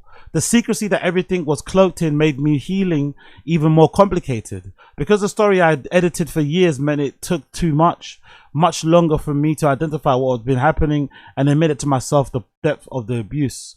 I wasn't until after we were married, 8 years into the relationship, that I slowly started opening up to a few close friends. But even then, I wasn't sharing the full picture. Parts hidden. The word abuse still makes me feel uncomfortable. It makes me feel like I'm being overly dramatic, but I don't know if anything could be more dramatic than my day-to-day reality had become. I remember the first time I used it to frame my experience with my best friend. She cried. Finally, babe, I never wanted to say it to you because it was never my job to define what happened, but I've known it for years. Ugh. That's got to be it. Like, people don't, like, again, she went through this, but people also don't put enough credence on how debilitating it must be for friends. Because as a friend, you want to step in and save your friend, but you know if you step in and do too much, your friend might completely cut you off. So you don't want your friend to cut you off, because we all know, innit? When it comes to relationshiip, you have to be very careful. Sometimes some friends don't react too well if you like stick your nose in, if you share an opinion, if you share some advice, if an observation. You know what I mean? They might take it personally. So you don't want to lose your friend completely, even though you're losing them. So you kind of keep stum, hoping that when they're ready, you can be there to save them. You can be there to kind of hold them. You can be there to be a shoulder to lean on. But you're also having to go through it, knowing that you know, but you can't say. I've never felt safe in sharing any of this before because I worry that people wouldn't believe how much I've suffered behind the scenes. When on the face of it, I was happy and proud of the life that we had built together. I benefited greatly at times and had lots of fun. But looking back, those parts made up 5% of my overall life and experience. The 95% that it took to be able to have those fun times could not have been further from fun. Our whole life revolved around creating that 5%, the party. Oh, Jesus, I can't imagine how fucking sad that is. Having to put on that fun face, innit? Because you're party promoters and stuff, and you have to keep up a I can't imagine how fucking horrible that must be. And then going back home and knowing, as event promoters, our personal life, social life, and professional life were all tied up in parties we put on together. I devoted a decade of my life to building a business and completely overpowered every other element of it. All of my money invested into it, all of my time and focus, all of my friends are connected to it. I compromised my health greatly in order to keep it up with it. If any element of the business was doing less than perfect, the knock-on effect would be extreme. The business dictated everything. If we lost money or plans had to change, I would either be ignored for days on end or have to suffer in silence while all his anger and frustration was taken out on me. Oh, I get it. That is so toxic. That is so frightening. Honestly, that is so frightening. That's like the scary, like, sports husband guy, right? Where if his team loses, like, the whole house is on notice. The whole house is on pins and needles. The whole house is walking on eggshells. Daddy's mad. Slamming doors, shouting, being fucking short and rude with everybody. Fuck, I can't imagine. Day in, day out, boundaries were crossed continuously. But nothing I did could make it better. I would just have to wait until he was ready to go back to normal. Looking back now, this is why my body completely forgot how to relax. I was completely afraid of what might happen next. I learned that I had to earn peace. His calm mattered more than my feelings. Because if it wasn't okay, nothing else in our life could be okay. Eventually I stopped relaxing altogether because I never knew what version of him was going to get. Even when things went well, it was problematic. We'd end up on week-long benders that took twice as long to recover from slowly over time. Just made me extremely unhealthy and sick. Eventually was connected to the success of the business, but it didn't really hit me how much my life had suffered as a result of it until the relationship ended. I suddenly realized that maybe the whole world didn't revolve around being a stupid little club night in Nottingham. Maybe it wasn't normal that my husband was able to be kind to me, show me love or respect when things at work were smooth sailings or if we were around other people. That's got to be so anger inducing for a woman to have a guy that's like treats you like absolute dirt behind closed doors, but then in front of people plays a whole like cool, loving husband role. That's gotta feel so bad, man. That's gotta feel so bad. He perfectly plays the scene hero. You know what I mean? The local hero type of role. You know what I mean? The mentor, the whatever guy, right? He plays that loving role well in front of people, but behind closed doors, he's an absolute animal. There are literally too many stories at times that I was disrespected or treated badly to share, but anyone who knew us closely as a couple probably has a list of their hardest hitting ones. Behind the scenes at our wedding was a particularly exceptional shit show that I won't embarrass myself for a second time by having to relive. But I remember the moment I truly knew I had been taken for a ride. DJ Mag published a 15-year feature of our club night that covered everything the brand had achieved in that time. Bloody hell, 15 years. Shit. They interviewed my ex extensively and spoke to him about what made the brand success and wanted to document everything it had achieved over those years. It was a comprehensive piece, several spreads long, but only after rushing to grab a copy did I realize my name wasn't mentioned in it once. You gotta be mad. You gotta be mad, man. You're putting me through all this shit when we have a shit night, when we don't sell that many tickets and stuff, when the bar take isn't that great, when maybe headlining booking doesn't go that well. You give me the silent treatment. You're rude. You're mean. You're aggressive. You're this. You're that. And then when it comes to time to share the story of how this thing went on, knowing full well that we worked in tandem, because those sort of things that having made a club like myself for how long did we have our one for? I think our one was like 5 years. I think so special at the time, right? I think my longest club night I ever done it for was like maybe 5 years, 4 years. Having done a club night before, I know that it doesn't work that long unless you have a team, right? At that time it was me and one guy, we did it together. Unfortunately, doing that club night also, led to us kind of like not being friends anymore, which was sad, but hey, that thing happens. But it's hard. It's a hard thing to balance, hard thing to do, but it's almost impossible to do by yourself. It's always a team you're doing it with that makes those things sort of happen. So to not even acknowledge or to shout that person out, especially when they're your fucking wife, it's fucking crazy. So it's just like, hold on, you're putting through this abuse. We get our big, we get our big feature on DJ Mag, good industry acknowledgement, press, media, whatever, and then I'm not even getting mentioned. So like, what am I putting up with this for? What am I putting up for this for? For some free baggies? Fuck that shit. At this point, I'd been involved in for 8 to 9 years, and it had been my full-time job for almost 5. I was 50% director of the business legally and invested tens of thousands personally. Take away the emotional grip it had on my life, but even just at a basic journalistic level, why wouldn't I be mentioned? The interviewer can't be blamed. The story was told by my partner. That's what was printed. My name was rarely featured, if ever, in any press to do with the brand, and I didn't usually care. I was happy for him to be the face of things who generally didn't need the public. Yeah, that's the thing though. I'm not gonna lie, I didn't even know he was married. I've heard this guy's name mentioned a lot with the party and the shit, blah, blah, blah. Like I said, I think I heard him do a party with Imogen back in the day, but I never really heard of the wife. So that must have been on purpose. That must have been on purpose to like purposely trying to like, you know what I mean? X her from the manifest, X her from the history books and shit. But this piece was different. It was a landmark article that celebrated all that hard work and stress had been for.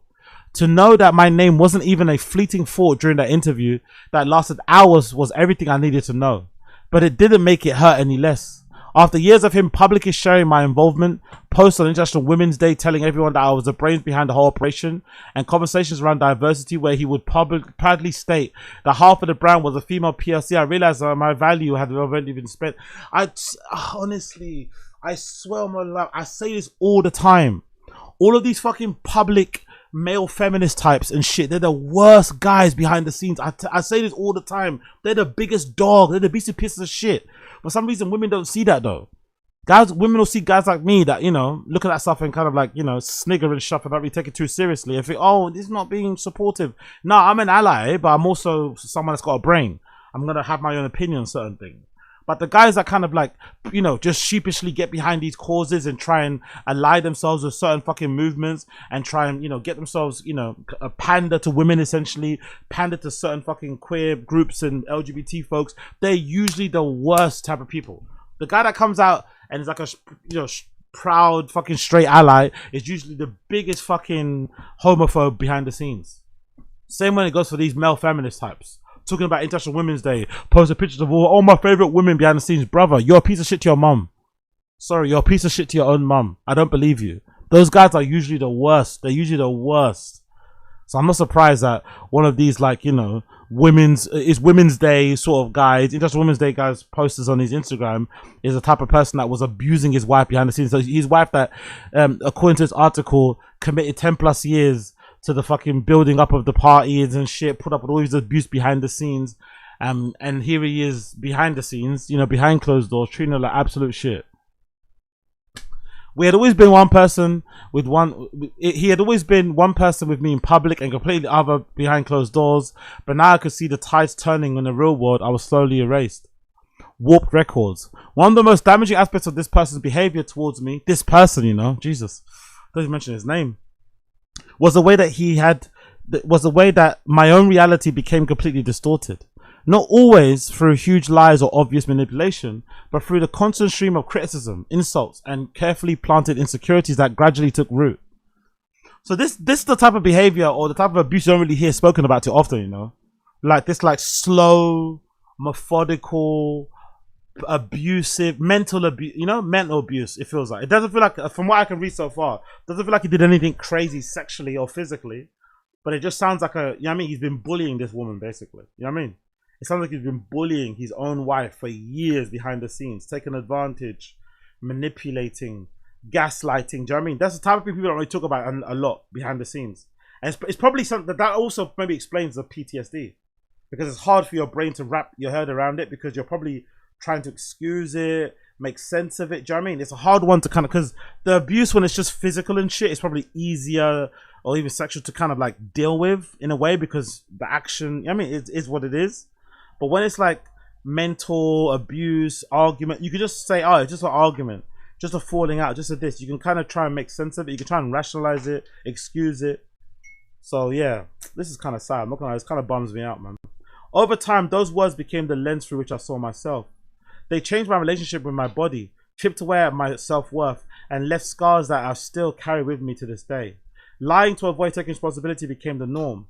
And because most people only ever saw snapshots of what was happening, his version of reality was often much easier to accept than mine. Particularly after our wedding, there were moments when people would tell me privately that his behavior wasn't okay, that they were worried about me, that something felt wrong. And when it came to speaking to him directly, the message would often soften. The edges got rounded off. This would be more palatable, which only reinforced that what he told me at the time, that I was completely fucking crazy. That's the thing though as well that I don't like. I bet you the fucking edges were rounded off because he's Lukas Wiglex, because he's got this fucking party, because he's a big deal in the scene. Imagine that. Imagine turning a blind eye. Imagine softening your approach to somebody that's mentally and maybe somewhat physically abusing one of your best friends because the guy happens to be a big dog or somebody influential or somebody with clout in the fucking dance music scene. Imagine having to live with that, knowing that you could have stopped this, knowing that you could have helped to kind of put this to an end or called it out earlier, but because you're too pussy, because you wanted to have a guest list spot, you want to get drink tokens, you want to be able to go to the green room in the back and do lines. Like, fucking hell, man. Like, honestly, this scene is just full of some really, like, some of the worst human beings you've ever seen, from the DJs to the promoters to the club owners. They're just some of the most horrible people you've ever, like, just bad human beings who just get away with bad shit because they've got, it's like, honestly, that's why I'm happy I treat people like normal humans. Like, if someone disrespects me or someone's, I mean, you're a dickhead, piss, I mean, I don't care. Like, fuck off and die. Like, it's not that, I mean, I'm not that enamored, you know what I mean? Like, no one, do you know what I mean? No one's got me like on, oh, like, it's not that big of a thing, but if you are involved and you're still kind of captured by that whole thing, I don't know. I can't imagine. I can't imagine being this lady's friend and seeing her going through what she's going through with my own eyes, right? Seeing the little microaggressions. Because, you know, when you're friends, you see this shit. You see the little arguments between pints. Do you know what I mean? You see the little fucking whisper beefs in the kitchen. I mean, you'd notice little things. And you don't say nothing because the guy has a party or he might be DJing at your wedding or something. Fuck you, man. Ay, ay, ay. Anyway, which only reinforced what he told me all the time, that I was completely fucking crazy. So the cycle continued. His version of reality became more deeply embedded, whilst mine slowly started to fall apart. One of my biggest fears in opening up about the full extent of everything was that people would tell me it wasn't that bad, or that they would carry on as normal, and though I'd never said anything at all. It took a while, but eventually, that was exactly what happened. Looking back, I think part of the problem was that almost everyone around us had come into our lives through partying, music and nightlife, so naturally those remained their priorities. I knew it. So these motherfuckers were more, you know what I mean, were more afraid of losing their connect to like parties and raves, and I'm sure that guy had connections to other raves and other guest lists and stuff. Like, honestly, the things people will do for a guest list, man. Like, I've never understood the whole guest list thing. I'm not gonna lie, I've never understood the whole like selling your soul, letting somebody literally do whatever they want to you, talk to you in a certain way, because I've never understood it. I've never got the whole guest list thing. There are niggas out here who wait for the Berghain program to come out, look for the DJ that might be the least well known, hit them up on DMs, say, oh, can I get on your guest list? You don't know the person, you've never followed them, you're not a fan of them. Like, why would you assume? Like, just people are just insane with guest lists. They're just insane. And it's like, what? Don't you have a job? You don't have money to pay for a ticket to go see them perform if you want to go see them perform? Haven't you heard of networking, building connections first? Is it really that important? Like, most raves, with the exception of maybe a couple of parties, like most raves, if you just turn up early, you can get in anyway. There's no rave for the most part I can think of, again, with the exception of a few, maybe a handful, maybe less than 5, that you just can't get in if you just get there early enough. And usually if you go to the club, it's not like you're not going to spend any money. So what are you saving the money for a guest list for? You're definitely going to buy a drink. You're definitely going to put your coat in the cloakroom at some point. Jesus Christ. The person causing me all of this pain was positioned too well in that world. And once things became more serious and uncomfortable, many of those relationships no longer aligned. I can't imagine. Honestly, I can't imagine turning a blind eye to someone getting abused in my circle of friends in the scene and not saying anything because I'm afraid I might not get my guest list anymore. I can't imagine. I generally don't believe any of that. Choosing fun is easier than choosing conflict. Staying close to somebody charismatic is easier than confronting difficult truths. And honestly, it was never anybody else's responsibility to carry. She's being too nice, man. She's being too nice about it. If you're noticing somebody getting abused of that, nah, you gotta say something. She's being too nice and too understanding. That is some bullshit. But this broader, unspoken social arrangement allowed for the abuse to permeate in much deeper and long-lasting ways. It meant that for years I found myself trapped in a reality that nobody seemed willing to fully acknowledge. And when enough people kept acting like something isn't happening, you eventually start wondering whether you're imagining it yourself. Plus, your fucking husband keeps telling you you're fucking crazy. Oh, yeah. Even after the relationship ended, something that still feels strange to me is how quickly everything seemed to disappear. People who had celebrated our wedding with us, who had been a huge part of our life, simply went silent. It was as though this enormous, life-altering thing that happened, but everyone quietly agreed to carry on as though it hadn't. Right, I can't imagine that, by the way. Imagine you have a really big party, you have a really big wedding because you're 2 really big powerhouses in the scene. Everyone comes to celebrate because, you know, it's a good time to come and celebrate. Also, the clout chase, right? It's a wedding. Now you're part of the inner circle. You're probably going to get on at that wedding as well. You can only imagine the amount of fucking coke they were doing at that fucking wedding party. And then when you get divorced, suddenly the people hitting you up about, you know, sorry it happened, or offering condolences, or offering to take you out for a drink, or to come around, or help you with this, help you with that, is like in the single digits. Everyone's there for the party, but when the party ends, suddenly no one's there to help you stack up the fucking chairs, which is very, very true in real life too. Very, very true in real life. Looking back, I think the same cloak of secrecy that existed within our relationship eventually surrounded its ending too. I still don't know what version of events was shared with other people because to this day, I was never given that clarity myself. But the reframing of reality is so disorientating that I still frequently wonder whether I'm making the whole thing up in my head. Until one of the professionals I now rely on regularly support my recovery reminds me my symptoms exist at all. But for a long time, I too had a vested interest in keeping my illusion going. If people knew what he did, and how he really treated me, the image we had built up around our socially conscious brand would disappear. And if work failed, how could our love or illusion of love survive? I stretched myself beyond belief to prove to him that I was working hard enough for him to be loving and kind to me. When we did our first festival as a team of just 2, everyone would ask how that was physically possible. Such a large-scale operation, 21 venues, 100 artists, over just 2 people. Mad. We did it twice, but they didn't know the half of it. From the moment I woke up to the moment I went to sleep, my priority had to be him, had to be work. There were a few occasions when I couldn't work for several weeks at a time due to my body physically shutting down, and the guilt, shame and failure that I was made to feel for ever being ill still sits with me to this day.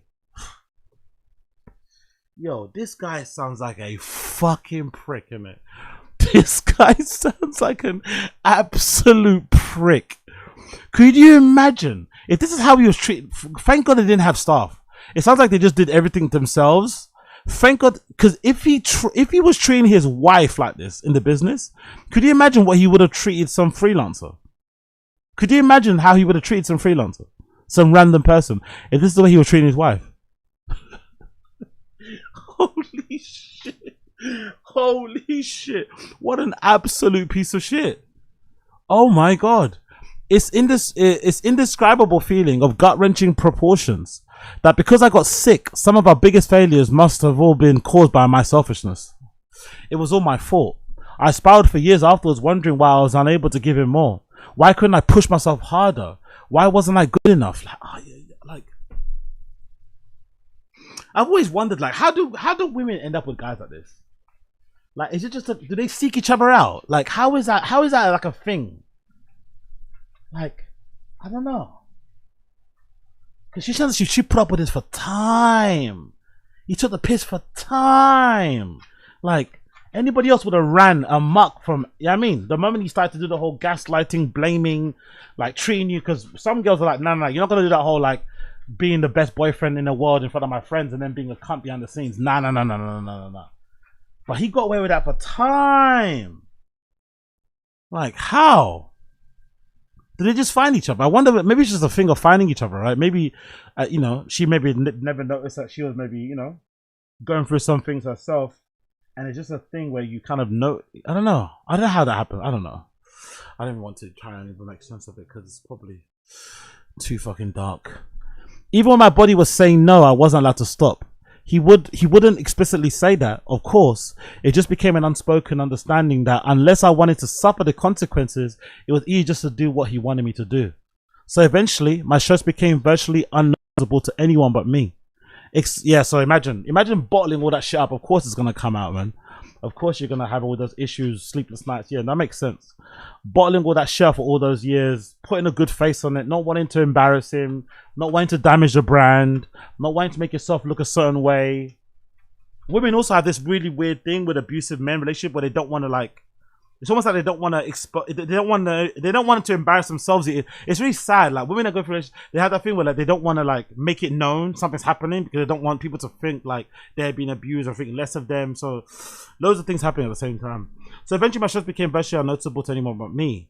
Externally, I was seen as a hardworking and up for any challenge, if not short, snappy, and pissed off most of the time. But internally, I was always anxious, extremely ill. I was exhausted, struggling beyond belief just to keep up with my own life. I remember once begging him to choose between having me as a partner in life or a partner in business because I couldn't do both anymore. He told me he'd rather have me working on the business. Honestly, what a piece of shit. What a piece of shit. What a piece of shit. Oh my God, what a piece of shit. I remember once begging to choose between having me as a partner in life or a partner in business because I couldn't do both anymore. He told me he'd rather have me working on the business. Sorry to laugh, but that is category. That's like world-class Champions League level pieces of shit. What a piece of shit. Thank God they didn't have kids, it sounds like, innit? Thank God they didn't. So it's not like that tether. She could just kind of, cut it off and move on. Because, god damn. I should have known then but I was too heavily entrenched in the Dr. Jekyll and Mr. Hyde reality of our relationship. He would be horribly mean to me for such extended periods of time, then act like something out of a dream when he was happy, when work was going well, or when he needed something from me. He was an over-the-top romantic, more loving and vulnerable than anyone I've ever met. That was who I'd fallen in love with. That was who I thought I was building a life with. I generally believe that if I kept working harder and doing more, things with work would finally pay off, and he'd be able to be the version of himself all the time. What started as an occasional blow up in between weeks of complete infatuation with one another eventually became the odd day or weekend of good times, followed by weeks of pure hell. Weeks on end of pure hell. Jesus Christ. So imagine all your friends are seeing the over-the-top romantic, right? All your friends are seeing him fucking love bombing you, bringing you fucking flowers at work, all this sort of shit. But little do they know you had to suffer like so much just to get that bit of treatment. It happened so slowly that I barely noticed it. But the chase for those better times became completely addictive, and I began doing anything I could to improve his moods. Ah, okay, I see. You fall in love with that guy, that version. You want it more because you see, and then you want it more when you see it happening, although it rarely happens. Because when it does happen, it reminds you why you fell in love with a person. They also notice you want that. That thus begins the push and pull. Fixing our relationship and investing myself into his health and happiness became my full-time job and obsession. Is the only thing I had energy for. The distortion of my own reality has been so extreme that while writing, I found myself going through old photographs, almost hoping to prove I'd imagined it all. I expected to find evidence of happy life. Instead, almost every photo triggered the memory of something painful. The meals out or entire holidays were where we barely spoke to me and spent the whole time cold and distant, and would spiral into completely irrational and uncontrollable behavior of huge periods of time. I've always been a big believer that in relationships, like you should never go to sleep angry. You should try your best to kind of resolve that issue so you don't wake up in a mood. I've always believed in that. So I can't imagine going on holiday and having whole entire arguments where you don't speak to each other. You take pictures and shit, but when you remember the pictures, you just remember just sadness because you hardly spoke to each other. You hardly had a good time. It was more miserable than anything else. I can't imagine that. The particular holiday that after my dad died, where I found messages between him and some other girl telling her he's sorry he couldn't meet up as planned. His stepdad had just died and he was too sad. All in on top of that, he's cheating on you. Oh, there's some women going through some stuff out here, isn't it?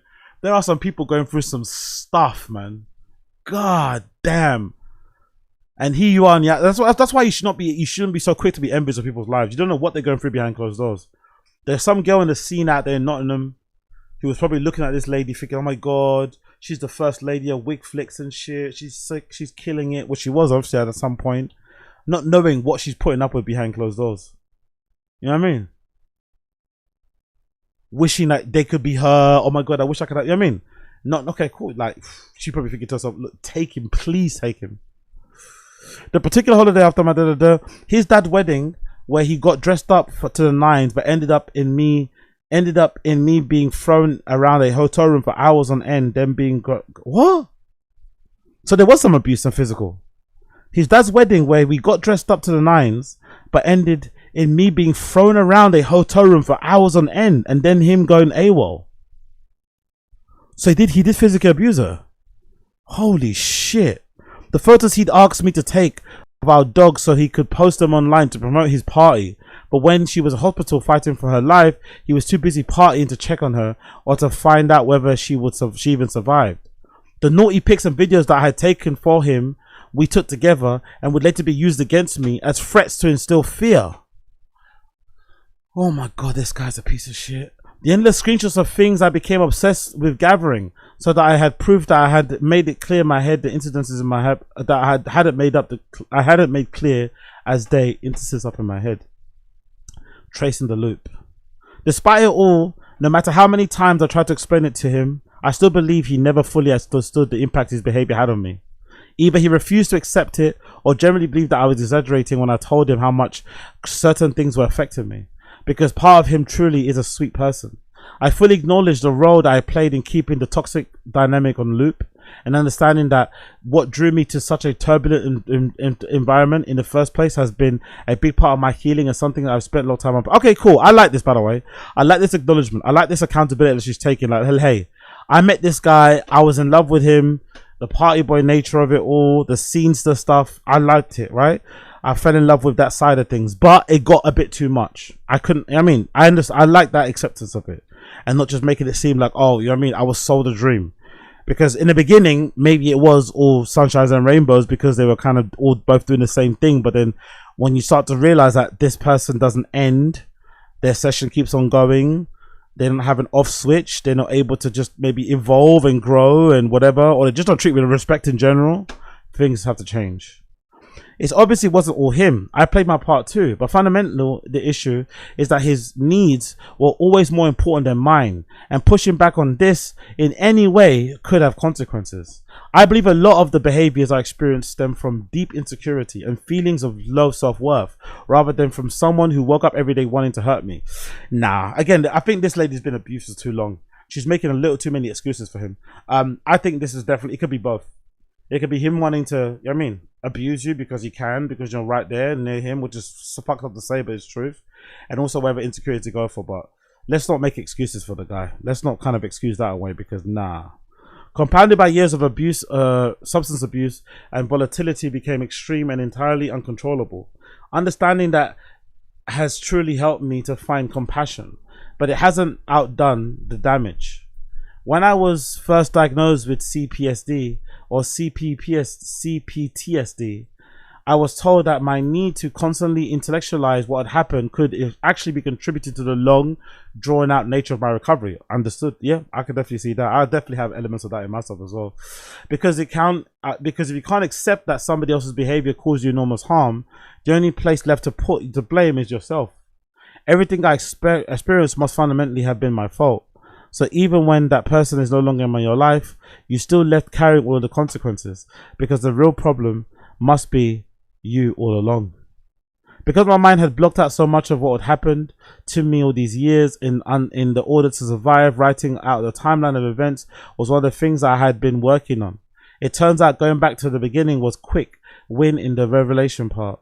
We met when I was 22 and he was 30, so I was still largely in the mindset of a child.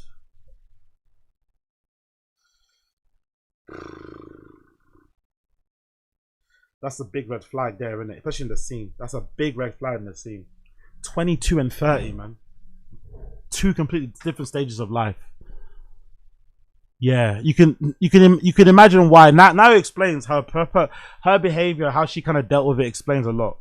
The always trying to please, convincing herself that maybe it wasn't that bad, believing when he was gaslighting her that she was crazy. This explains a lot now. 22 and 30 is a bit crazy, I'm not gonna lie. 22 and 30, I know it's whatever, but it's a little bit nuts. Especially in the scene, it's a little bit nuts. Because 30 in a scene in dog years is basically 50. Right? Being 30 in a scene in dog years is basically 50. You put a lot of mileage in, you've done a lot. And 22 is a baby, you know? Baby. And when I did, everything was great. As I got older and started asserting my own needs or setting boundaries, things took a turn. A bitterness towards me started to grow, unbeknownst to me at the time. Yeah, exactly, because you were no longer just a nodding dog. You were no longer just a always agreeable girl that just down for everything. Suddenly now you had your own personality, you had your own points of view, you had your own views, your own direction, you know what I mean? Your own philosophy, whatever. Boundaries, yeah, I'm not surprised. Unbeknownst to me at the time, I would never be able to stop. I bet you saw that girl on that phone was young too. No matter how much I gave him, no matter how much of myself I gave up. The way the relationship started would have been my first red flag, but I was too young, too naive to completely blinded by the potential of what I thought a relationship could become. He told me that he had freshly split from his long-term girlfriend I had known him to be with for 10 years. They were a well-loved couple within a huge circle of friends, some of whom overlapped with mine. He assured me things were over, but he just needed to be careful about us being seen together because he didn't want to upset her, while their life together was being finalized and fully coming to an end. We snuck around for weeks. I believed wholly and true that it was because he didn't want to hurt her feelings, not that he was being unfaithful, not that I was, Looking back, the red flags were there, innit? The red flags were there, man. Bless this lady. Not that he was being unfaithful, not that I was participating in an affair. The fallout landed largely on my lap after one of her friends saw me coming out of his house one day. I became public enemy number one in a whole group of women almost 10 years older than me. I received horror messages for weeks and found it difficult to be seen in certain places for a long time. When I realized that had happened, he assured me that he had been broken up for ages and he was struggling to accept it. I bet that wife tried to warn her as well, by the way. I bet she tried to warn her too. I bet she tried to warn her. He hadn't done anything wrong. She was just crazy. Looking back now, I think this is the first time he really started to distort my reality and create a scenario that made me want to hide my own life. Hide from my own life. I still carry huge amounts of guilt for playing any part in that situation and her pain. Years later, several people reached out to me to discuss what happened and some apologized for how they treat. I bet she's laughing though. No offense to this lady, but I bet that other girl is laughing her fucking head off. You know what I mean? That the young girl came around, thought she'd won, took her man's. Okay, cool. Now look. Now I understand that much of the shock and the anger directed towards me back then was actually a combination of some of what I'd been feeling now. In many ways, the cycle repeated. I should have always known that if he was able to show that level of disrespect to a partner of 10 years once, he could be able to do it again. Duh. I don't know why women don't understand that. Like, why would you want a guy to break up with somebody? Why would you want a guy to break up with like a guy breaking up with their long-term partner to be with you when they're not fully single? It's probably an indication that that's going to happen to you too in the future. You could also be that other woman. But for some reason, some women just think they're always the exception. I don't know why. I don't know why psychologically women think they're always the exception in situations, but that's not the case. If you can, like, you know, it's somebody like, that's like women turning a blind eye to guys that are physically abusive of women. You've got a history of domestic violence. No, it's okay. I'm gonna be different. I'm gonna be the one to tame this monster. Then he ends up fucking beating you black and blue as well. It's like the warning signs were there, man. You don't have to get beaten to like know that you're in the wrong situation. You can just look at somebody else getting beaten. Fuck. I should have known completely blindsided potential. The dragged out afters. Actually, how long is this? So just the calm down. Okay, cool. I think I'll leave it for there for now. Let me leave it for there, and I want to read the guy's statement actually, so that I'll probably do part 2 on another episode. So I'll leave that dragged out afters for later, and I want to read what his statement is. The Lukas Wiglex. What did he say? His statement. Where is it? There. Yeah, okay. So here's Lukas Wiglex's statement. Let's see. Are the comments on, or did he turn off the comments? Let's see what he says. Man got an RA as well, you know. Man got an RA club mix as well. Crazy to think that, innit? Crazy to think that. Man's got an man's got a fucking RA, you know. Sickening shit. Sickening shit. What a piece of shit. Okay, to Avarni, that's his ex-wife, right? No comments, of course. Comments turned off, right? So no comments on that one. He turned up the comments on that one because, you know, he knows he's a piece of shit. What's the other comments? Yeah, comments off and quite a lot of them now, isn't it? Okay, cool. Let's see what he said to his ex-wife. To Avarni. Reading back on how I've made my ex-partner feel in both the past and present, I am truly embarrassed, disgusted, and full of shame with how someone I loved was made to feel. Was made to feel, or you made them feel? What the fuck are you talking about? Those emotions from my actions. I wish I had dealt with the stress better, you know. He's blaming on stress. I wish I was kinder. I recognize the role I played in the creation of this situation. I ran away from my partner and my problems like a fucking coward. I'm a fucking coward. An avoidant who bruises his head in the sand, buries his head in the sand, sorry, rather than deal with the stuff that's uncomfortable. I fucked up massively. For as long as I can remember, I've struggled with the avoidance that things felt emotionally overwhelming. In conflict or difficult situations, I often withdraw rather than staying present and dealing with the things directly. Again, trying to paint himself as a victim. We don't care, bro. We don't fucking care. He's trying to make himself out to be the victim here, isn't he? I can see now that this caused real confusion, hurt, and frustration, and I take responsibility for that. I recognize that this pattern played a significant role in how things broke down between us. I wasn't able to consistently face uncomfortable conversations or sit in difficult moments, and instead I shut down or pulled away, which understandably made things worse. I think us men, most of us do that, right? Unless we are emotionally, you know, there and we've gone through therapy. Most of us do the whole avoidant thing. I've done it. But I don't think we abuse our partners the way that he abused our partners. We don't do that. Do you know what I mean? So him trying to equate shutting down as a guy, or maybe not being the most emotionally open or emotionally avoidant, is the same as like bullying and gaslighting and, do you know what I mean, physically, mentally harassing. Nah, that's not the same thing, bro. That's not the same thing. Both are not good, don't get me wrong, right? You shouldn't be an emotional avoidant, and you should be trying to be there for your partner and your person. But let's not try to equate, you know, being a bit shit with your feelings and emotions as a dude and mentally and physically abusing your wife. Like, that's completely two different things. I've also been trying to make looking back, I can see how damaging that was, even when it wasn't my intention. I wish I had handled things differently, with more honesty, presence and consistency, even when I felt heard. I have also been trying to make amends with family and friends slowly, as I'm aware my avoidance has affected them too. I just couldn't face the arguments, the memories and the energy that made me want to escape my life. Whilst I have dabbled with therapy in recent years to exercise a lot of these behaviors out of myself, I accept that I need to work hard on myself in order to facilitate the real positive change. That being said, I don't want to take away from anything that I've been done. I need to hold myself accountable to my actions, to try to be vulnerable. And I need to reiterate that reading that statement made me physically sick. You made her physically sick, bro. Fuck yeah. Avarni absolutely played a huge role in the years she was involved in. Still a piece of shit here, by the way. Avarni absolutely played a huge role in the years she was involved. He's such a piece of shit, isn't it? Just even that turn of phrase would annoy me. Avarni was absolutely played a huge role in the years that she was involved in Wiglex. What a piece of shit. I should have let her know more how proud I was of her work and contribution to the business.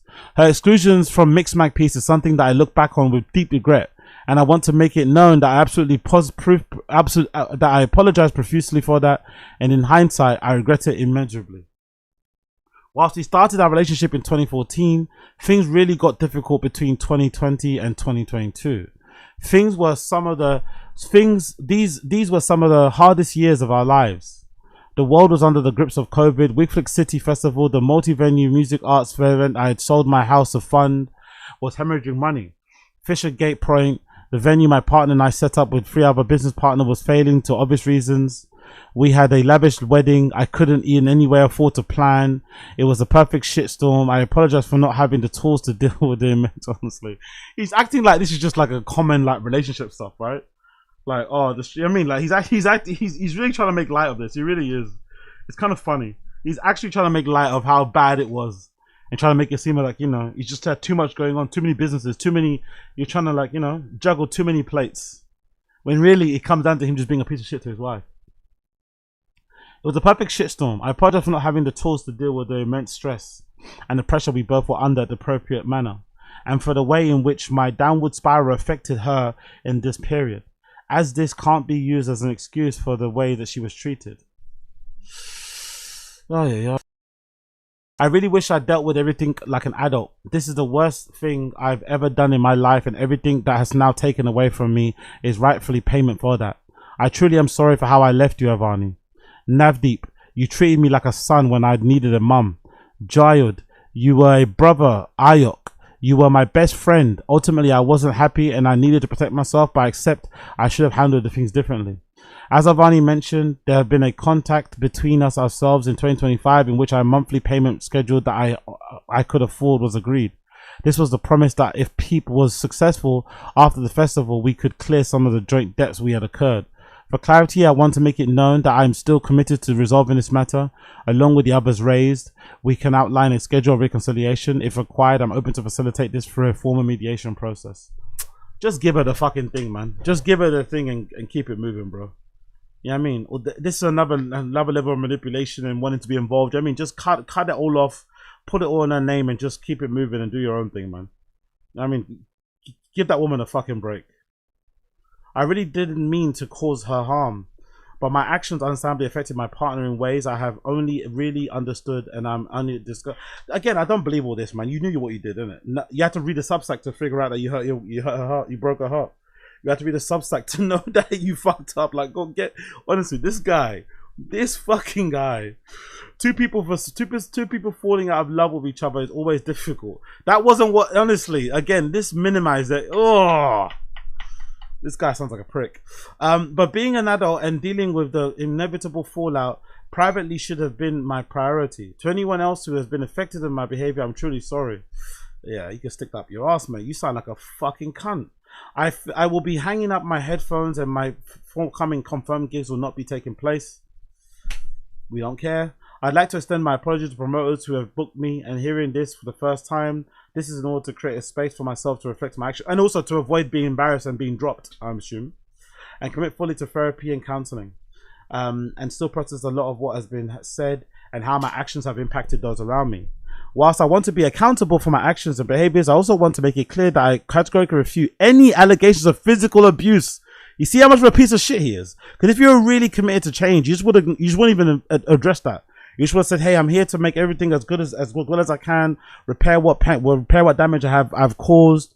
I'm sorry to everyone that's got caught in the crosshairs or the crossfires of this. I want to make amends. I'm stepping away from the scene for a bit. Here's my whatever." Or everything else is said is, but the physical abuse, I didn't do that. That's too extreme. Finally, I want to thank everyone who's reached out to see if I'm okay. It means, honestly, this guy making himself the victim. Honestly, this guy's a real piece of shit. He's a real piece of shit.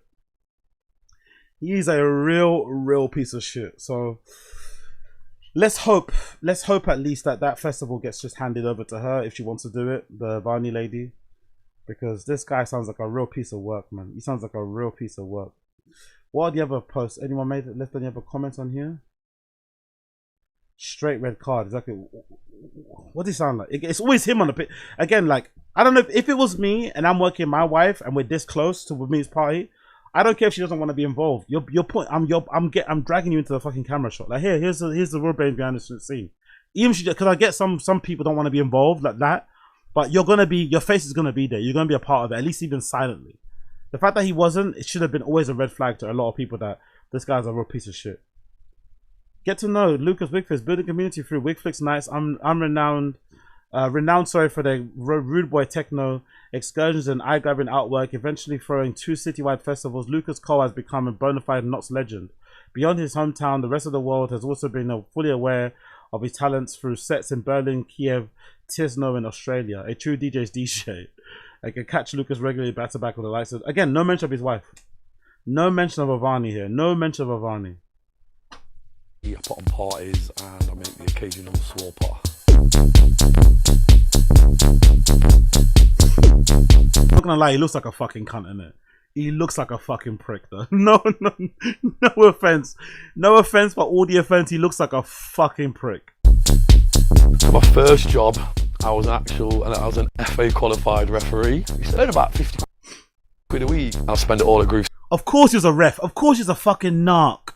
Of course he's a fucking snitch, a fucking ref. Of course he was. Of course he was a ref. Oh yeah, it's all making fucking sense now, innit? See on Garage Records. Grew up listening to sort of Pay As You Go, So Genius and Slimzy, and those lot were massive inspiration. I think my sound, I'll describe it as psychedelic. A little bit abusive, a little bit manipulative, a little bit gaslighty. Rude boy clunkers. I love food, fashion, football, usual shit really. Yeah, he looks like a proper wanker. Honestly, he looks like a proper, like having that haircut at that age. Yeah, looks like a proper wanker, man. Look at, he's just got tubs and tubs of GHB under his kitchen fucking cabinet, fucking NOS canisters all over his bedroom floor. You know, like always rolling up a Rory. Like Rory, yeah, he looks like a proper prick. You can just tell. Honestly, man, love and solidarity to Avarni, man. She was going through it behind the scenes with this motherfucker. I played in Ukraine, played in Kiev a couple of weeks ago, and it was honestly one of the best things I've ever done. It was insane. How would I describe a Wiglex? A really sort of knowledgeable but non-beard strokey crowd. You know, they're bang up for a party. It's a mixture of ages. You know, we've got students there, we've got older professionals, we've got people my age. You know, it's a real mixture. What's people your age? Older? What's people yachting? What does that mean? See, those guys that hang on to their youth for too long. Again, red flag, man. Red flag. Wearing all the young people clothes, hanging. I don't know, man. There's something about guys like this that are a little bit dodge. Real friendly crowd. I think I prefer playing at clubs. You usually get to play longer, they sound better, and they're just a bit more of a vibe. As a punter, do love festivals because you just follow the fun and get lost, can't you?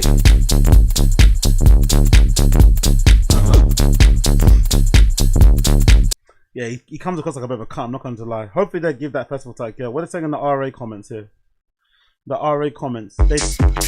They don't make DJs like Lukas Wiglex anymore. Oh, this aged terribly, isn't it? This fucking aged terribly. The Nottingham DJ promoter has a love for UK club culture and borders on the unfathomable. He does it all with a gusto and unmistakable 100% pure Lukas.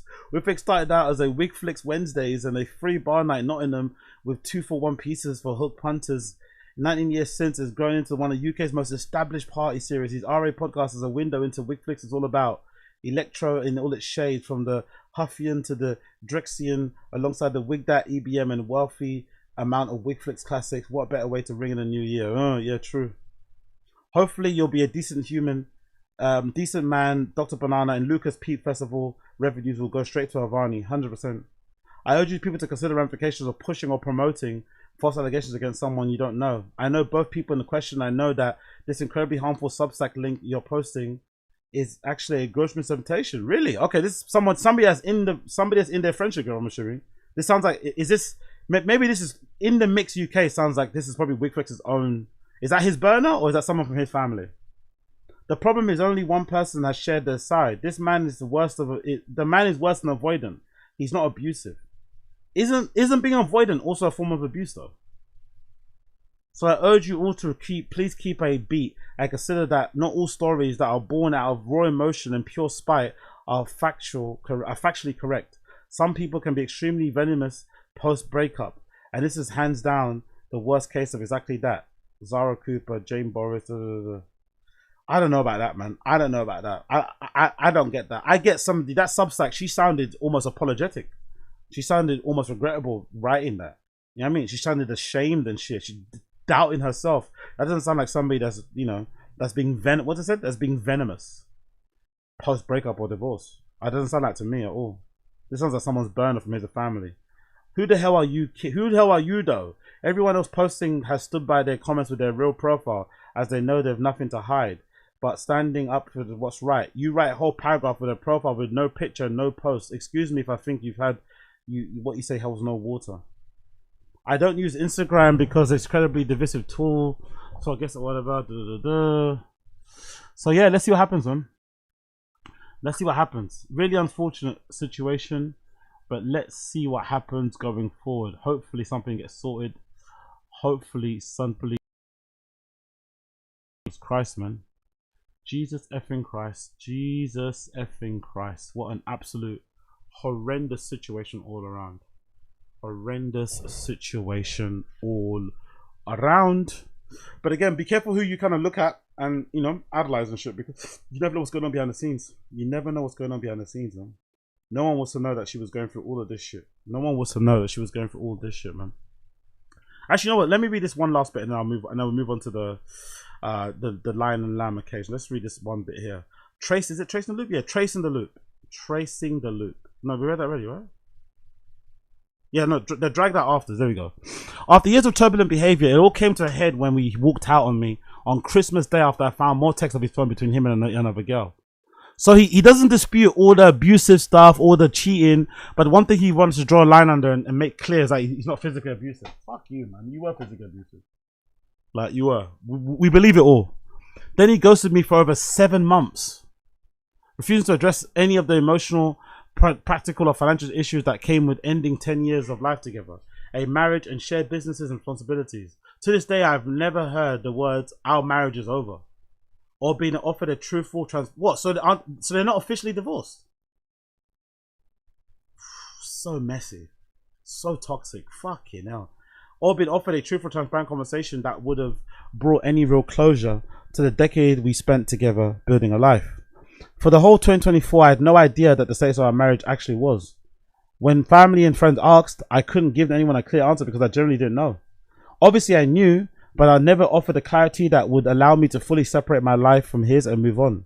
Too many loose ends were left hanging far too long with no consideration for what would I do in my life. In the months that followed, my family were forced to carry the consequences of this person's actions while trying to process the sudden loss of my dad and the previous year. Instead of being given the space to grieve, we were left dealing with problems he refused to take responsibility for. My mum bore the brunt of it. All of his belongings were left taking up whole rooms of our house for almost a year, with little to no communication about when they could be collected or if she'd expect them to do what she expected to do with them. After my dad died, we moved in with her so she wouldn't be on her own. We arranged to move. Oh, toxic as fuck. Oh, Jesus Christ. We arranged to move all my dad's belongings into storage to make room for my ex to move in. When he left, he stopped paying for the unit regularly, which put all of my dad's stuff at risk of removal. Oh my, this guy, like, God, oh, how do you treat your wife like this, bro? Fucking hell. And by the sounds of it, like, you know, he was obviously being abusive and shit, but like, what did she do that was wrong in this situation? I can't really read too much. Why was he being such a dick to her? Like, God damn. Because it was registered in his name, there wasn't much he could do. For more than 18 months, my family lived with the constant fear that the last remaining possessions of my dad would be thrown out even with us even knowing. We came close to losing everything more than once. No matter how much I begged him to engage, he refused to do for months on end. To add insult to injury, he used my mum's address to accrue a significant amount of debt after he left me. Now reading his statement, you just think, what a colossal wanker, innit? You just, what a colossal wanker. Like, just pure and utter wanker, innit? This guy is like. I'm Dr. Banana. Hey up. I'm Lukas Wiglex. And this is Hot Kills. Just an absolute cunt of a man, innit? A record I'd play it. Using her dead dad's address to run up debt. P. This one by Tracy on his Biostar album. It's like a bubbling piece of Aphexian psychedelia. I can really imagine myself sort of playing this on the forest stage during the early hours. The leaves are starting to giggle, the sun's starting to come through the branches. I think you'd feel really nice if this came on. It's a record I can see myself playing at Peep from the Face Expression EP for Lynn by... I've heard good things about this Dr. Banana guy, by the way. As a human being, people tell me he's really nice, so that must be a mindfuck for, again, like, how do seemingly nice people end up besties with pieces of shit like that behind the scenes? You know what I mean? It's just so weird. Because I've heard only good things about Dr. Banana. Only good things I've heard about him, so I don't know. I really have no idea how these things happen, man. Like, because this guy sounds like a fucking wanker. By Mickey Tracy, coming out of Croatia. Get used to this. A bottle of Prosecco, a couple of ciggies. This is a peak Calls Proseski? Yeah, can't confirmed. time banger I've been playing recently. It's called Who's the Technician and it's on Wow Wow Wino Records. It's a real sort of distorted bit of electro. It's got like these sort of Middle Eastern sort of influences in it. Yeah. Could you imagine the rage she must have been feeling watching her Instagram feed, seeing him play like all like, you know what I mean? All cool guy. And behind the scenes he's doing all this to her. Like, could you imagine the rage she must have felt? Oof. It's been causing a lot of damage recently in my set, so I'll definitely play this peak time. My Curveball record. You cause that girl a lot of damage. You cause that girl a lot of damage according to that fucking article, mate. Fucking hell, this guy.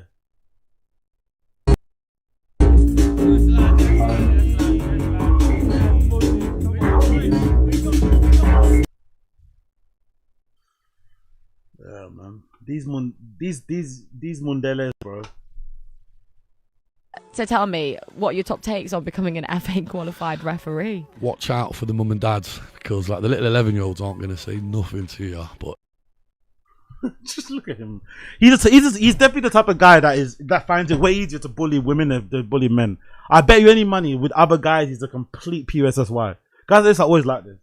They always find it really easy to argue with women, be manipulative. You know the type of guy that's like silently arguing with you. You know those guys in the pubs. that you're with your group of friends and he's like silently arguing with his missus, kicking under the table, just come here, doing all that sort of like, you know what I mean? That's all like silent abusive shit. He's one of the type of guys. But if it's another dude, he's got no chat. If it's another dude, he's got no chat. You know what I mean? No chat, no chest. But with his girl, is like with his actual wife, it's like, you know what I mean? He's the worst human being. Those type of guys are the worst. Fucking. He just looks like a knob in it. It's fucking crazy. It's the mum and dad are gonna go in if you mess up. Right. And my first game, I messed up royally. Did you? Yeah, it was quite What bad. did you do? Well, it was really confusing because one of the teams had a red shirt and white shorts. And he always sounds fucked as well. Having been having done my fair share of adult vitamins, and he every clip I've seen of him, he sounds like he's hungover, or he sounds like he's just caught. I mean, that also probably isn't the greatest. You'd imagine. He sounds always fucked. His voice sounds always fucked up, very nasally, clogged up and shit. Yeah, I can't imagine that every day. Jesus Christ. Team had a white shirt and red shorts. And I was confused the whole way through. And then it was like the 80th minute. All right, go. Wasn't that funny? Relax. See what I mean about the scene? Wasn't that funny? A penalty away to the wrong team when it should have been a free kick. And they won 1-0. And the dads were going in on me. I had to like run off and like hide in my dad's car. But you're only a little. I was 15, do you know what I mean? I was 15. A dad cannot do that to a young child. They do. So that's your tip. Yeah. Just watch out for them. So tell me, what are your top tips on becoming an... Too much begging, too much licking us there. Go back to the article. He had zero regard for the position he left my family in during one of the most vulnerable times of our life. Honestly, to add insult to injury, he used my mum's address to accrue significant amount of debt after he had left me, and the threats of bailiffs harassing her simply became the norm. I'd never understood why I will never understand why doing all of that was easier than just responding to us while we were together, or we were trying to sort things out amicably and kindly. The whole thing became unnecessarily long, painfully drawn out nightmare. More abuse, just in a different form. But the way things ended was potentially the most damaging. The feeling of having my whole life poured out from underneath me with no clarity about what was happening, overnight without warning or explanation.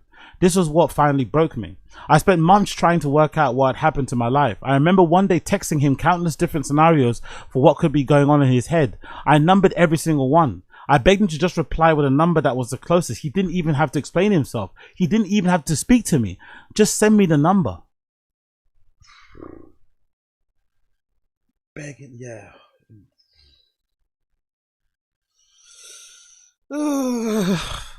At least then I might finally be able to sleep. Had he properly met somebody? Was our marriage over? Was he taking time away from our relationship to decide what he wanted? Did he still love me? Was I single? He never answered. He didn't even confirm anything. He didn't move his belongings out. He didn't respond to requests to deal with the particular realities of ending our life together for the best part of our year. So in my mind, there was still part of me that wanted to work things out. Yeah, that's him just keeping that tether there, isn't it? Keeping that abusive tether there. When I said my vows, I meant them, and I generally believe that was my person for life. I would have worked things through absolutely anything because I was so deeply under the illusion that what we had was love like no other. No part of me thought I was in an abusive relationship until years later. Looking back now, this all seems so mental because obviously it was over. This was a pattern of what he would do to me all the time. He would confuse and disorientate me to the point that my reality became so warped I couldn't see the wood for the trees. I couldn't function. I couldn't lead a normal life because my life was so far from normal. I was constantly waiting for him to tell me what he needed to next. When he wasn't there anymore, telling me what to do or telling me what my reality was, my brain became foggy and confused, and I suffered from huge bouts of fatigue. I felt totally untethered. You see what I meant when I said the word tethered? I've become so used to living in extreme situations that the craziness has simply become my baseline. I didn't know how to live my any other way. I didn't know how to live any other way. To go from being in a relationship where we were together 24 hours of the day, working together, living together, traveling together, building everything side by side, to not hearing anything from over 6 months overnight while I was still being deeply grieving my dad was completely unraveling.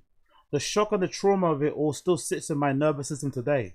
I'm constantly bracing myself for everything I love in my life to be snatched away from me without warning. The fear becomes debilitating. Days and landmark occasions that should be joyful often become some of the most hardest for me to navigate, often cause to obviously, while everything was still up in the air, I understood I couldn't function. But when my body was still in pieces years later, I knew something was seriously wrong. Yeah, a lot of this also shows that, you know, like, yeah, she was deeply in love as well, because some of this is just like general breakup shit, but it sounded like the abuse and everything else compiled onto what she was going through personally. You know what I mean? The compoundingness of it just like threw her for a loop. Absolutely threw her for a loop. The come down. Shortly after that he left, I became extremely sick and diagnosed with PTSD. At the same time, I honestly understood how toxic of a man you have to be to give your ex PTSD. What level of toxicity are we playing with? That's like the final boss of toxicity, isn't it? That's like the final boss of toxicity if you leave the person that you're with complex PTSD. At the time, I honestly understood it in the most way people do colloquially. Almost as though it was just another way of saying I'd been through a really stressful time. I didn't much think of it. Looking back now, I realized there was another layer of everything that I couldn't understand until much later. At the time, I had no idea that some of what I was experiencing had been shaped not only by prolonged trauma, but by a compounding of experiences that my brain had blocked out and my body had never truly recovered from. The following year, I was lucky enough to meet someone new and give birth to a baby I had always dreamt. 1 year after.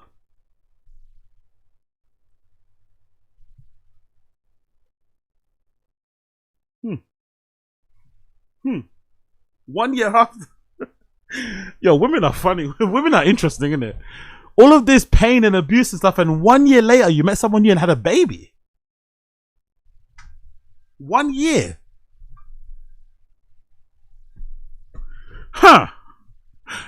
I don't know. I don't know.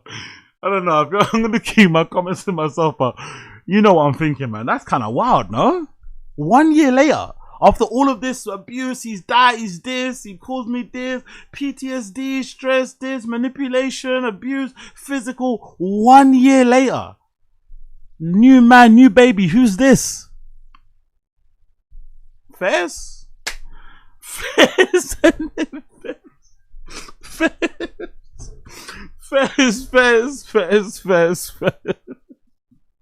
Don't get me wrong, she deserves it, right? She deserves all the happiness in the world, especially all the fuck shit she went through. She deserves all the happiness in the world. Hopefully the baby is strong and healthy and the relationship is going fucking brilliant to her. So big up this lady. She deserves it all. But I do find it kind of funny. After everything that was said, a year later. Okay. Anyway, I had finally met some. So basically this new person also opened her eyes to what actual real love is like. What a normal love relationship is meant to be like, you know? And obviously speaking to this new person also opened her eyes to other things that she, I get it. Anyway, the following year, I was lucky enough to meet someone new and give birth to the baby I'd always dreamt of. I had finally met someone who loved me more than I had ever been able to love myself. I was being treated like an equal partner for the first time. My feelings were actually mattered. My day-to-day became calm. I felt appreciated, cared for, and treated in genuine kindness and respect by my partner for the first time in my adult life. Didn't she say that he loved her in ways? No, let's continue. I finally understood what a healthy relationship and a happy relationship looks like. Our home was and still is filled with so much joy and laughter. I was still crippled with anxiety, body riddled with physical symptoms. I still unable to lead a normal life. That's when I realized things were far worse than I could ever be able to admit. Hold on, I don't understand this. I finally understood that my heart level looked like our home was still, but I was okay, cool. But I was still okay, cool. So she said that she finally found somebody new, somebody that treated her well, loved her to bits. But still, she was crippled with anxiety. That's when she knew she had a real problem. That's when I realized that things were far worse than I'd ever been able to admit to myself. As a new mother, something that had been diagnosed even more complicated was separating my symptoms from my postnatal depression. Jesus Christ, this guy left her with absolute... To be fair, he left her in pieces, isn't it? She's moved on, new baby, new person, new husband, and postnatal depression. Like, God damn. Fucking hell. He left her in absolute emotional pieces, isn't it? I was experiencing bouts of CBPSD during what should have been one of my happiest and most joyful moments of my life. And that is one of the things that I was most angry about. What set it apart was that whenever doctors asked whether I was experiencing symptoms associated with postnatal depression, I could categorically say I wasn't. Because I had absolutely felt those things before. That question opened the door to a huge realization. After losing 2 pregnancies with my ex, I now be experiencing, Jesus Christ, 2 miscarriages with him. Yikes. After losing 2 pregnancies with my ex, I now believe I was experiencing severe postnatal depression. During the last few years we were together, I was a very real hormonal and psychological response. But without a baby to care for afterwards, and after telling hardly anyone about it, it remained invisible to almost everyone, including me. For the 3 years that followed, I was living with what I now recognize as postpartum body and mind, hormonal dysregulated, emotionally adrift, and physically changed. He never understood that, neither did I. But while he criticized me for my body, many of my changes he was shaming me for were actually scars from babies I had carried into a 2nd trimester twice that were never born. Oh my God. This guy. He was bullying her because, this guy he can't come back from this, man. He can't come back from this. He can't come back from this, surely, man. What a piece of shit. Oh my God. But while he criticized me for my body, many of the changes that he was shaming me for were actually scars from babies I carried into the 2nd trimester twice, but were never born. While he told me I was crazy, my hormones were completely out of balance, I was deeply grieving. Having since experienced a healthy pregnancy, birth, and postpartum period, I can now see how extraordinarily vulnerable I was back then. I ended some of the worst abuse of my life during a time my body and mind needed the greatest care. I don't expect him to have understood a full extent of what I was going through.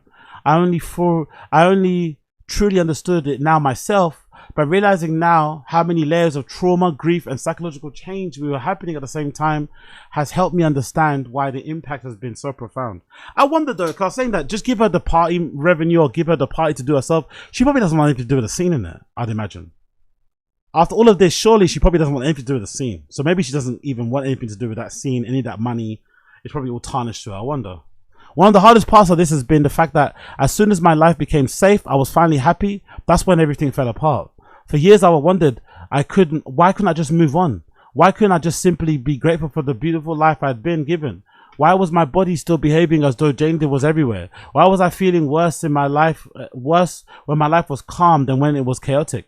My diagnosis helped me understood something that was completely changed my life and viewed myself. I hadn't failed to recover. I wasn't holding on to my love for him or hope of reconciliation. My body simply hadn't realized the danger was over and finally had the quiet process of it all to fear to build up the consequence of the family managing in my life, but didn't end.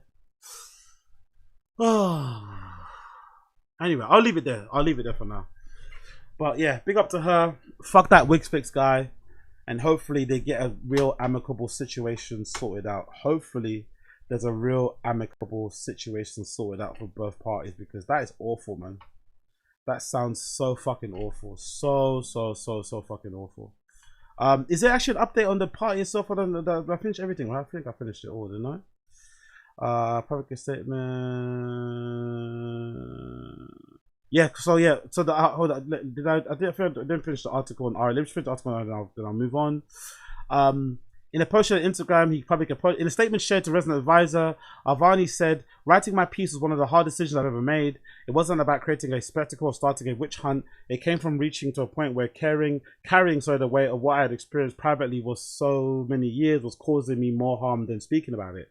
One thing this experience has reinforced me is that there is a social hierarchy when it comes to abuse. Some forms of abuse are more readily recognized and believed and condemned, while psychological abuse more often requires victims to justify, explain, and prove why it happened to them was harmful before that they are afforded the same compassion or understanding.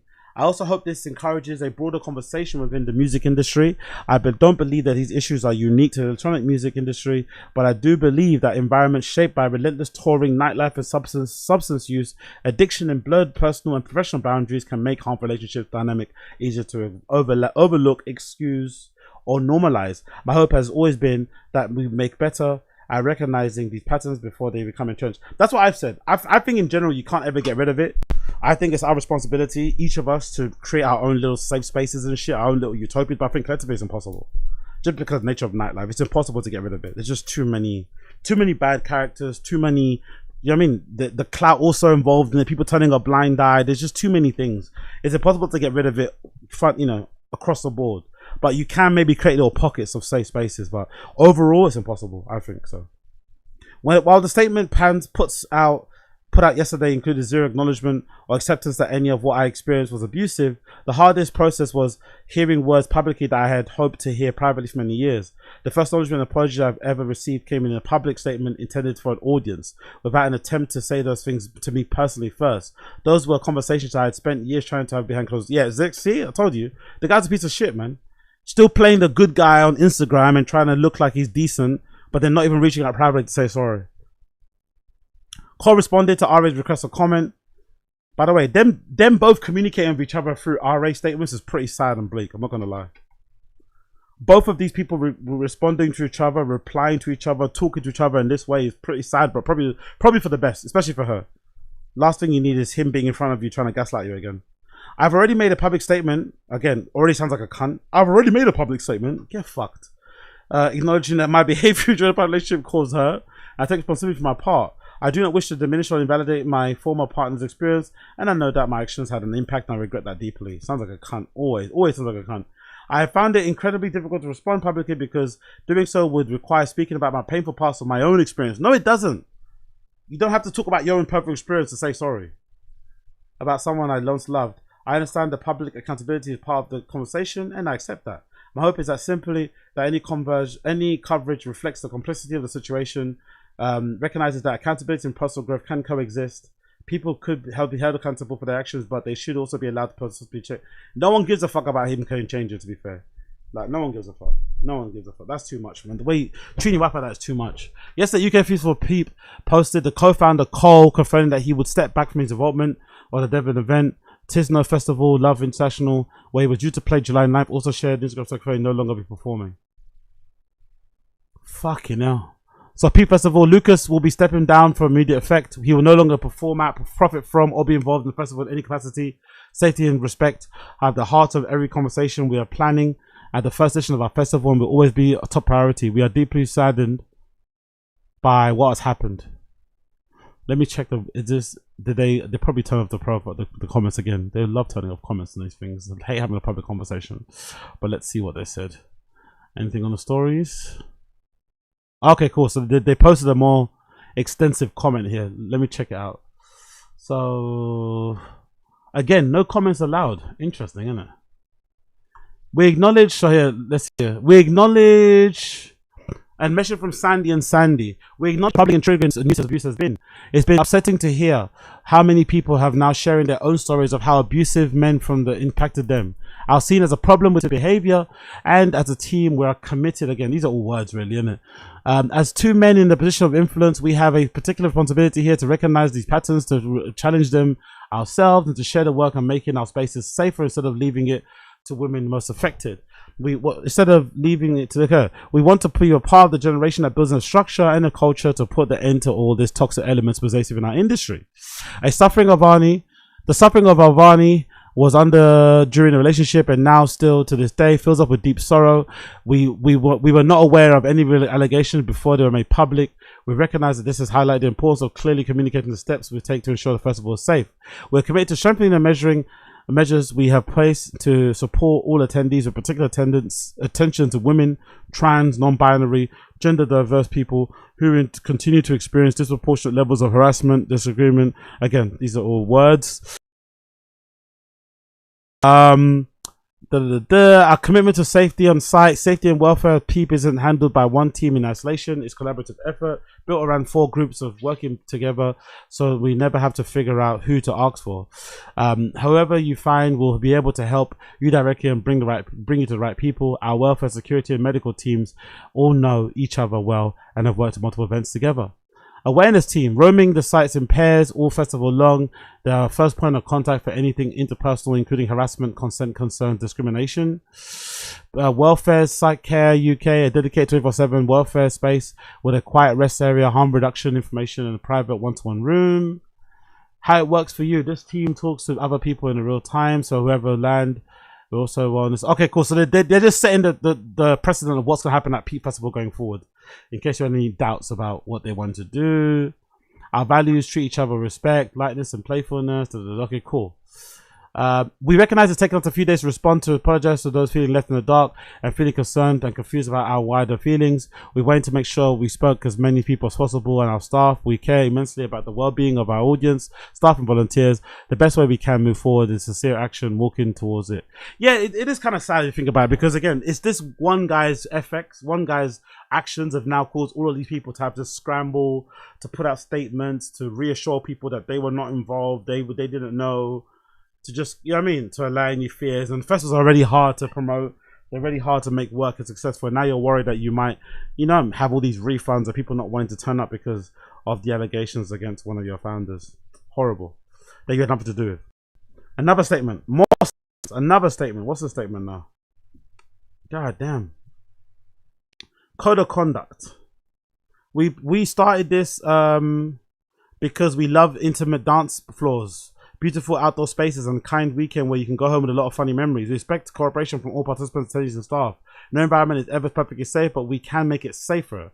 To make it work, we need to be shared understanding. It isn't about rules for the sake of it. It's about protecting the... Again, places that have all this shit are usually the ones that are the worst. This code applies to everyone on site without exceptions. Treat the audience with respect. We want to treat the audience... Okay, cool. What we do space for racism. Okay, there's so many words here. Let's retract the comments. What are the comments saying? Lukas won't benefit by removing him as a shareholder and PSC, the PEEP Festival Limited, or show us proof the attempt to contact customer house to update this. Will you be posting any travel info? Please keep all communication channels open on all posts, not just selective ones, exactly, so that your audience can really communicate with you. Otherwise, you're not really listening, exactly. Closing the comments to everyone was a bit weird. I'm not going to lie. What happened? Who's Lukas? We are following the formal legal steps to do this. It's not a click on the finger scenario, but we're acting as fast as humanly possible. If you'd like to know more, you can reach out to us via DMs. Nah, fuck with that shit. Trying to put stuff behind DMs is just trying to hide from having the conversation publicly. Like, this shit's happening in public. You have to have it in public now. You can't start hiding behind DMs. Let's not do that. Let's just, you know what I mean? Post the proof that he's off the thing and then keep it moving and do your festival, innit? It's not that hard, man. Not that difficult, but maybe it is. Maybe it fucking is. Who knows? Anyways, leave it there. We'll leave it there. We'll leave it there. We'll leave it there. Let's move on to the other one because I've got about an hour left and I've got to bounce. So let's kind of quickly move on from a Wiglex one to another unfortunate event regarding abuse in the scene. Before actually we do that, let me quickly check the chat. What are you guys saying? Apologies, I haven't really been paying attention to the chat. What you guys been saying here? This lady sounds just like a same as a guy. No accountability. Take two to tango. AZ really believe the woman 100%. Sociopath, psychedelica. AZ, what's harder? AZ, what's a harder industry to crack as a black man? The skateboard DJ or DJ techno world? None either. To be, you just got to do the work. I don't believe there's any. None. If anything, both scenes are easier to crack as a black man because you're like the token individual, innit? I don't think there's any scene is that hard to crack. You just got to be in it to win it.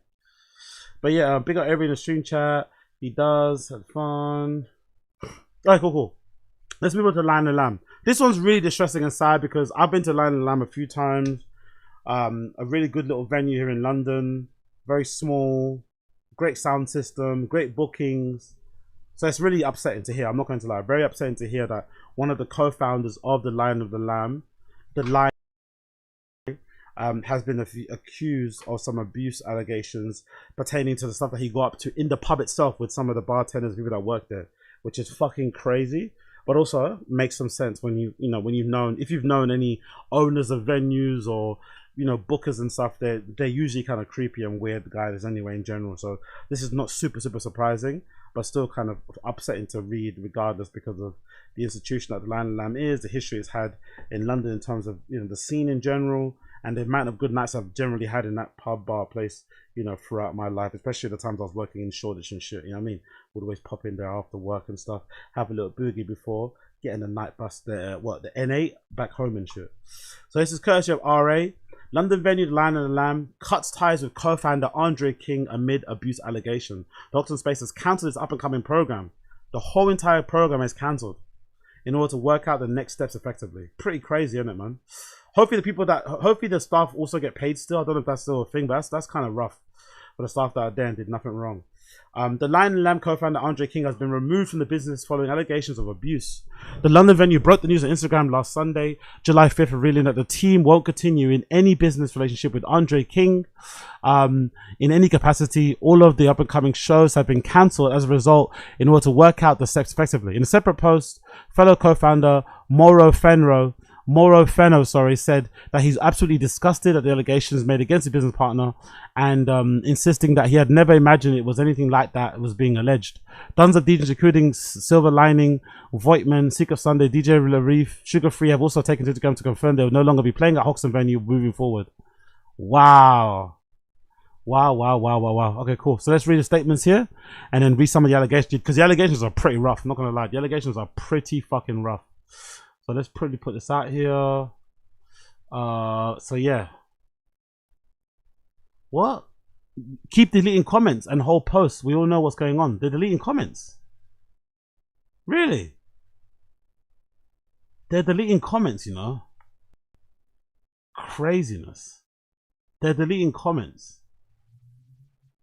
Allegedly. Okay, cool. Let's read the article here, the little post. Lion Lamb will be ensuring that proper legal internal investigation take place to ensure accountability. We want to explicitly clear that a Lion Lamb team will not continue in any business relationship with Andre King in any capacity. Professional advice is being sought to ensure the proper channels are taken to remove and looking into the legal side right now to ensure everything is possible is done. For the next few weeks, events are being cancelled until we can work out the next step. I think if I was going to speak just from the top of my head, with the venue as small as the Lion and the Lamb, and that scene around that pub being as small as it is, it's almost impossible to believe that this guy was acting on his own and no one knew. It's almost impossible. It's almost impossible to believe that in a club like what is the capacity of Lion and Lamb? 500 capacity? Maybe less than that? When I used to go there, I used to see the same people week in, week out. I'm sure people that go there now still see people. I mean, it's a very small, close-knit community of people. They have certain types of bookings they perform. Like, it's almost impossible to believe that this guy was doing what he was doing and nobody else knew. Nobody else turned a blind eye. Nobody else took. I mean, it's almost impossible. That probably explains the deleting of comments. A lot of people there probably feel guilty. You know, probably feel compromised or probably feel like exposed too. That's probably why they're deleting comments. Because there's no other reason why you wouldn't. Why else would you delete comments if you're not personally involved? Moving forward, we will be restructuring operations, ensuring we are creating a positive, inclusive, safe space, as well as respectful, comfortable environment for everyone. We intend to do everything we can to ensure Lion Lamb can move forward with integrity. We'll be updating you all with the further news as and when we have it in the coming days. In the meantime, if anyone wishes to speak to us about it, anything that I have experienced, we will be available. If any questions arise, anyone wants to speak, please do contact us. According to the comments in Reddit, he lives there, so how do you make sure that he's not involved? How are you a victim? Surely you knew about his behavior but decided to stay quiet. Another person. Men on the scene actually need to take responsibility because it's clear, according to the Reddit testimonies, that this is not a new information to the core team. Many DJs and pros knew but accepted it as necessary evil to play in the pub. The security team is also problematic. I think I speak for almost women when I say that being shocked and outraged isn't going to cut it anymore. Too often the accounts of gross misconduct essays are dismissed and the boys club becomes the DJ plug of the owners of the head. The time has come for proactivity. 1, we need a majority of female staff from the top down by GM all the way to security. I don't think the female staffing is going to sort it, mate. I'd really pour cold water on that. I think there's a culture around the scene that's the most important thing. The turning of a blind eye to certain situations. Because I doubt it's just women. I doubt it's just men that turn a blind eye to the abuse that was going on there. Women probably did the same thing too. Because of the clout of the club, because of wanting to be friendly with the owner, guest list spots, being able to go in the green room and do drugs and shit, going downstairs, privileges, all that malarkey. That's the major thing. I don't think it's a men and women thing. Like, I don't think so. I don't, personally. Again, I could be wrong, but I don't think so. 2, need a vetting process for artists and promoters playing at your club, because Andre ain't the only creep to roam around. You need a zero tolerance policy of problematic behavior. No creeps on our dance floor. You need training and protocols to be able to deal with these situations that all occur. 5, we need the names of the faces of people we women would be concerned about. Men, it's time for you to check your boys and check on your girls, to be loudly on your side, on our side, that we trust, and we can come to you if your mate assaulted us. That's a line in it. If your mate assaulted, that's just wild. Without your little story of being appalled and describing the depths of it all. Cool. Let me read the Reddit then. Let's go straight to the Reddit, because I think the Reddit's got all the information I need. Let's go straight to the Reddit. So this is the Reddit, right? Cancel Andre King. 1,068 comments. God damn. Cancel Andre King Lion Lamb, creating this as an anonymous space for people to share their experience with the Lion and Lamb owner Andre King. He has not been held accountable for allegations and accounts of abusive behavior. Cool, let's go. First post. I was working at the Lion and Lamb for about a year. I had been one of the many victims of his abuse. When I first started, he already targeted me during an interview. He told me that later. My first day started, I didn't even pour 10 drinks that he offered me to go downstairs for a little break. He offered me drinks and lines. First day, not 10 pints in, and he's already offering you lines. I was quite confused, as I should say yes or no. It felt like if I had to do it to keep my job somehow, I had to insist to go back upstairs. I'd get back to work after a while. He said to me he was the boss, and if he wants me to come downstairs with him, no one would be mad at me. We did a lock-in that first night where he was really trying to make the best impression, telling me how happy he was about the new staff team.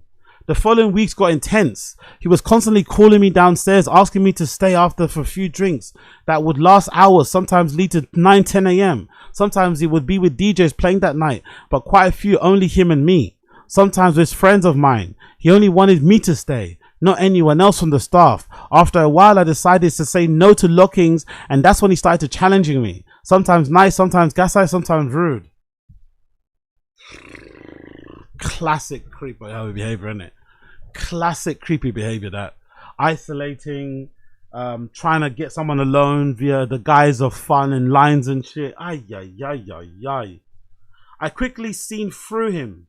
After the first night, I would say, so to keep my job, I played his game, pretend not to see it, but always knowing what was happening.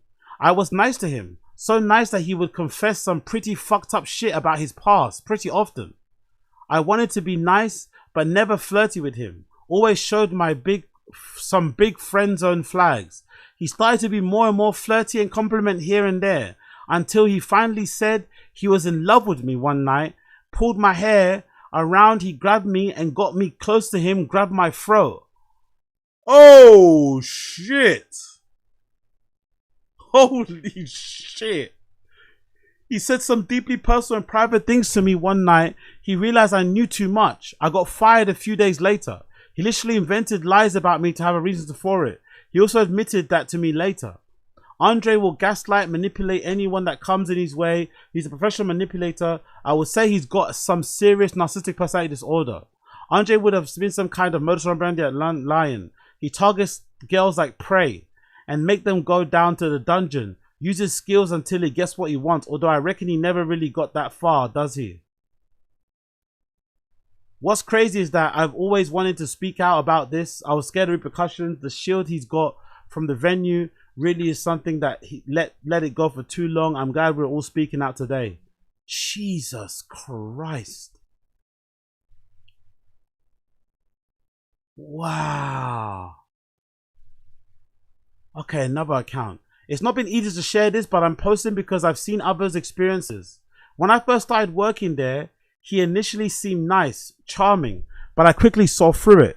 He began following me around, making me feel increasingly uncomfortable. He told me he was the only reason I had been hired. Was that everyone else thought I was useless and that he was the one who had seen me as cool. He made sure to emphasize that almost every time I saw him. I remember him saying he needed to be careful around me because I was emotionally intelligent. Later, one of the younger bouncers told me he had pointed at me and said, I want that. I'm having that. On another occasion, I remember a colleague finding zip ties in the... Oh! Holy shit. Guess what? Zip ties. He's handcuffing people.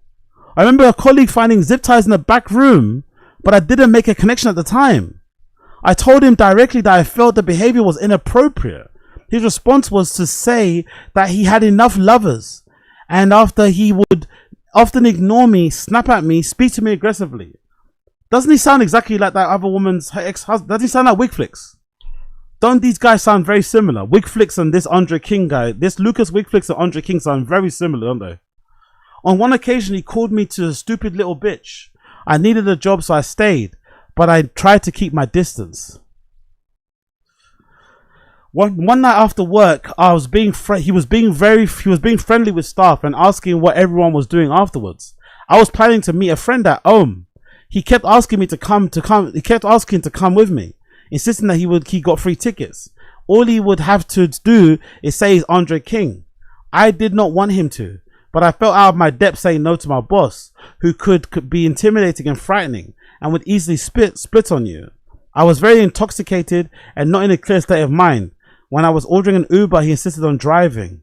Instead of taking me, oh no, don't say no. Please don't say where I think it's going. Please don't tell me it's going where I think it's going. Instead of taking me where I wanted to go, he kept driving. I said I wanted to meet my friend, but he said he would just go for a drive. I asked where we were going, and he was getting more and more scared, but he was told me to have a drink. He was speeding and intimidating me further with his reckless driving, whilst drinking and taking drugs. By the time I had realized we were on the motorway, it felt like nothing I could do, and I was in fight or flight. He drove me all the way to Epping Forest. Holy shit. Yo, this guy should be in prison. Holy fuck. This guy should be in prison, bro. Forget not being a part of fucking Lion and the Lamb, whatever. He should be in prison. Yo, he kidnapped this girl. Holy shit. I want to go to to meet my friend, and she ends up in Epping Forest. Once we were there, I was terrified and isolated. I tried to keep the situation calm, but he grabbed me, pinned me up against a tree, and groped me. I ran away from him, got stuck in a thorn bush. I was panicking, completely alone, and didn't have my phone. I heard him shouting, and I went back because I wanted to get home. He was furious, yelling at me, calling me selfish and crazy, asking me what I had been diagnosed with. I was frightened and confused and impaired, and he broke me down to the point where I ended up begging him to forgive me. Oh my God. I wanted to go into further details of what happened, but his experience has deeply traumatized me. So basically he raped her, it sounds like, right? Is that what happened? Is she basically alleging that he raped her? I do not want to go into further details of what happened, but this experience is deeply traumatizing. Yeah. Basically something sexual happened. Oh my God. Yo, this guy should be in prison. This guy should be in actual prison. I believe he abused his position and power over me, manipulated me, ignored my boundaries, drove me to Epping Forest against my knowledge and wishes, and sexually assaulted me. I'm aware of other women describing similar patterns of manipulation and abuse. I'm sharing this because I do not believe he should be in the position of power of a young woman. Oh my God, bro. Oh my God. Now I get, I saw some responses. Who's that lady? That one lady I follow who's like a big promoter for Toy. Because everyone was getting at her as well. Let me get her up as well. Everyone was kind of attacking this lady on my timeline, and she had to put out a statement. Now I get it. Because this is serious. What's her name? She's from Toy Music. Really nice lady. Isabella, what's her name again? What's her name? Let's see if I can find her. That's her. Isa. Yeah, this lady called Isa, right? She puts on Toy Toy Music, one of the best, like, minimal nights from back in the day. I remember, right? Deep House Minimal Nights. She's a legend of the scene. So she had to put out a statement because she was getting abuse. Now I'm understanding why. So this is her statement, right? Over the years, Lion and Lamb has played an important role with London's underground music scene. It has been a key space for the independent promoters, artists and communities, hosting countless events that have contributed to the wider culture. Through Toy Toy, I've been part of that ecosystem, supporting and organizing events there alongside many other promoters working to sustain independent music culture in the city. I would also like to address the suggestion that artists and promoters were aware of what Andre King was doing. From my experience and to my knowledge, that of other independent promoters responsible for the Friday and Saturday nights. This does not reflect how the venue operated at the time. All the Friday and Saturday events were organized independently. Andre was often not even present. Our communication, bookings, and event management were handled directly with the individual responsible for the nights. Andre primarily oversaw and was present for his own Saturday residencies. Saying, look, I don't know nothing. I promoted one of Toy Toy's after parties there this April, and before that previous event, it was 2023. The gap in programming was because Andre was not always straightforward to work with, and when Taro resumed responsibilities for the bookings, all of our communication and management was handled directly through him. As a woman who has spent nearly 2 decades working in a male-dominated industry, I have always believed in standing up for other women or anyone experiencing abuse or exploitation. My solidarity has always been and will always remain with those who have encouraged to come forward. I have zero tolerance for this kind of behavior and fully support the creating a community where people will be safe and respected and held accountable. If speaking about experience or provoking information, I have helped anyone seeking answers to support, I am willing to do so. To anyone who has been affected and considering coming forward, please know they deserve to be heard. Accountability begins in listening. Yeah, so I don't know why this doesn't sound fair. Why they will try and level blame at the promoters for turning a blind eye. It doesn't really feel like, maybe there's some culpability, but the culpability should be mainly with the owners, because it's almost unbelievable to believe that the owners didn't know what was going on, or the staff that, I mean, it's almost impossible they didn't know what's going on. I wouldn't really put too much blame on the promoters who are just trying to put on a party in a space like, I know it's brutal to say, but in a place like London with not many venues around, blah blah blah blah. Like, maybe it's not your place, I don't know. But the people that actually own the venue, who work there day in, day out, who didn't speak up or say anything about it in defense of the people being abused, those are the ones who deserve the hate. But I don't think the independent promoters working there should receive some of this. I think this is it's a bit out of order. And also, you're missing the target. The target should always be the person that did the thing, as opposed to the ones who may have turned a blind eye. Of course, they're culpable to some extent, but the ire should be directed primarily at the people directly responsible. Some of the responses to all who seem to have an issue with Isa's post. Unfortunately, I do not know about the live and didn't see or know what she isn't one to go live randomly during festivals. So the attitude and response has been to come on her seems very out of character. As a black man part of the industry, we all know is dominated by predominantly older white men. I can guarantee that Isa has always been one of the ones to speak out on all fronts, be it for women, non-binary. Okay, whatever. What's the reply saying here? You that actually owns a media source, even more so would like to check your facts. We find the evidence and stand by. Otherwise, this is block fertilization gossip. What? So what's someone saying here? What are they accusing her of, though? I never used the live feed ever, but it seems like no other would say to have it. Boom, boom, boom. Actually, I'm simply hoping you would explain to live. What? I don't know what's going on here. Too many similar stories for us to believe that no one ever had a hunch. The guys, let's be real. Too many stories have surfaced for believing they weren't happening now that everybody knew about it. You, however, never met in person. You have never been to the pub, clearly knows nothing about my history, work or character, yet rather actively wanting to help victims. You are here on my profile posting, also in the background attacking me. You are what patriarchy stands for. Meanwhile, the task at hand will stay on hold, so to put NGO, fair enough, she's calling her out really well though. Girl, be for real. The lack of accountability, self-reflection, 90% of the statement is outstanding. You're right. I've probably been 5 times to the pub in my life. I personally believe that a man known for being a creep or for making untoward sexual comments to the woman with a taste for girls half his age and that regularly invites them to the basement to the drugs isn't someone I professionally associate with or give business to. If there's a doubt about whether or not it was known he's a rapist, we can all agree that everyone knew he was publicly and was already Girl, be for real. If he was a demographic of men. So they're basically trying to say that she may have known and is trying to spin it. I don't know. It's a bit unclear from the post. So are you saying that this person is regarded isolated from the venue itself, business partners? Are you saying we are kind of people that would be kind of blind? Define we. I'm asking the venue. Your questions in yeah. I think there needs to be a clear distinction between holding people accountable and publicly labeling someone an enabler without evidence. You all knew who he was and what he was doing. Stop acting like you never knew who the man was. Never liked him and his energy. I once told some DJ who played there, this guy's really looks shady. Then they reply, but he allows us to play here and promote ourselves. Fine, look what you've got. Exactly.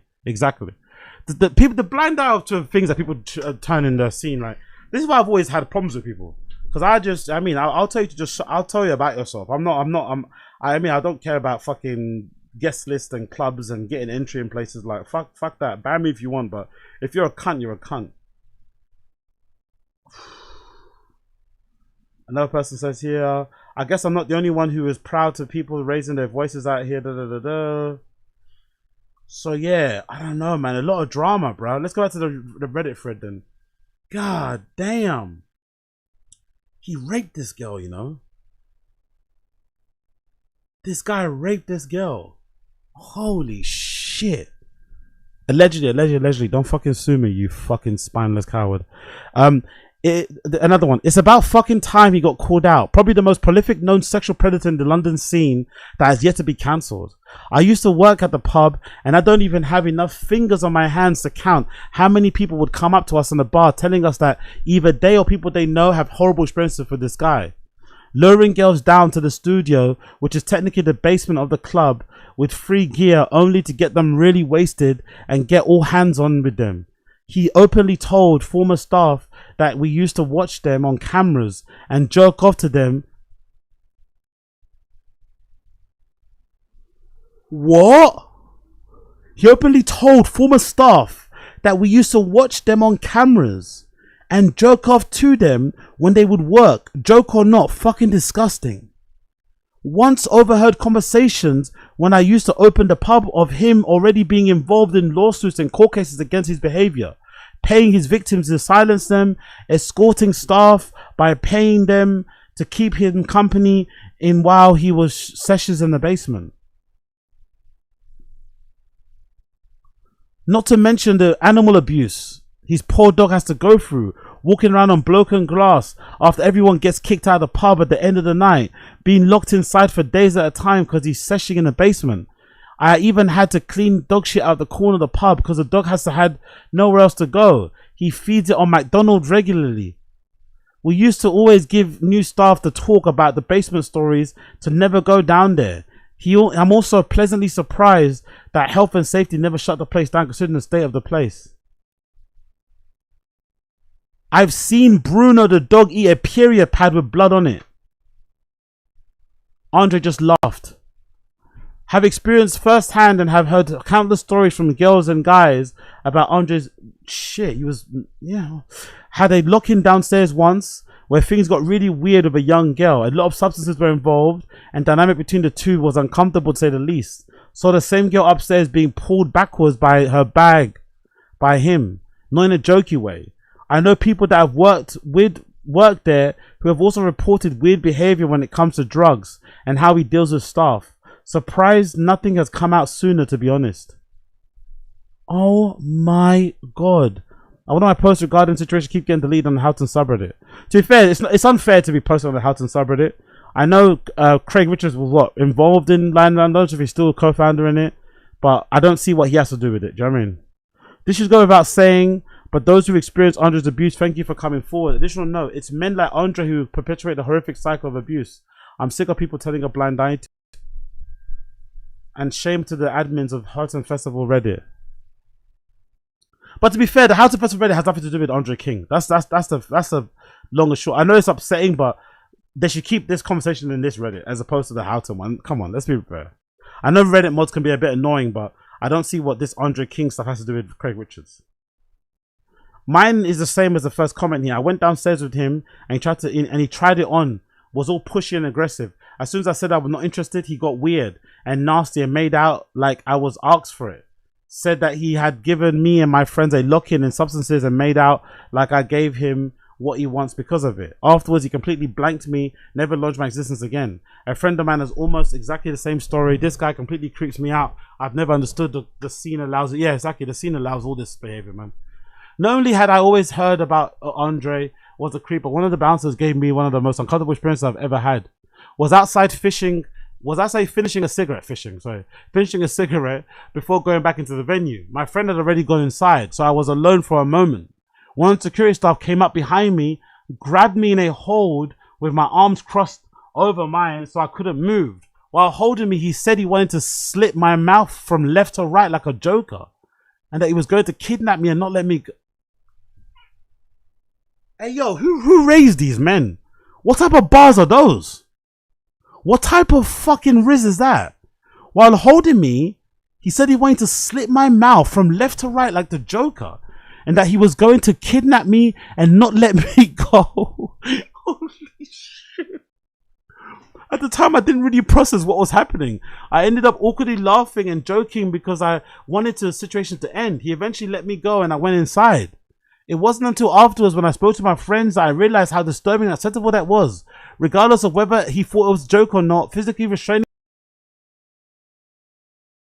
funny, especially, oh my God. Honestly, being a woman in the scene is so scary. Oh my God. Sorry to laugh, it's just an uncomfortable reaction.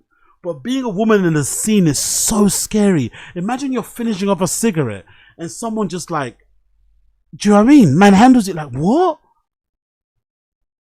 And threatens you not like, huh? I'm not surprised the bouncer was there, thought it's acceptable to act like that, especially given the behavior of the Andre. Having been previously made aware of the few stories that Lion Lamb and its owner, it's sickening how many versions of the similar story have been recounted. Full support to everyone who's sharing their experiences, while regretful of the independent promoters who have planned nights there. I worked there for 3 years off and on, and I can most certainly say that there was definitely misconduct behind the scenes. Anyone who got comfortable with the venue and his presence very shortly ended up quitting. He's known to pay his staff just to accompany him to come downs or sessions that he's even outside of opening days. He pays people to just sit around with him as he's doing lines. What? I think a big part of why I was unable to last long was down to the fact that I saw it was just work. Do your shift, bag the money and go. Hence why I say people get too comfortable tend to leave shortly. Yeah, exactly. That's a good point actually.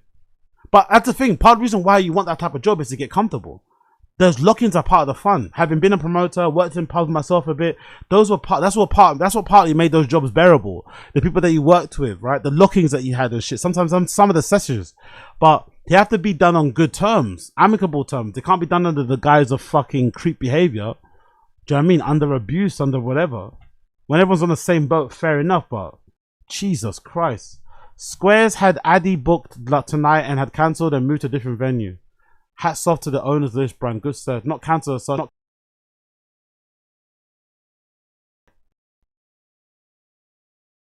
of night, right? Squares with Addy. Okay, so that was meant to be at fucking thing. Yeah, so big up Starlane Pizza then, right? Big up Starlane Pizza. Probably going to pick up some of the slack from Lion Lamb, I'm assuming. Jesus, he raped somebody, you know? This guy raped somebody. I can't be time. Well done and thank everyone who's sharing their stories. It takes immense bravery. If anyone has access to support your line, the opinion, if anyone wants us to report their experience to the police,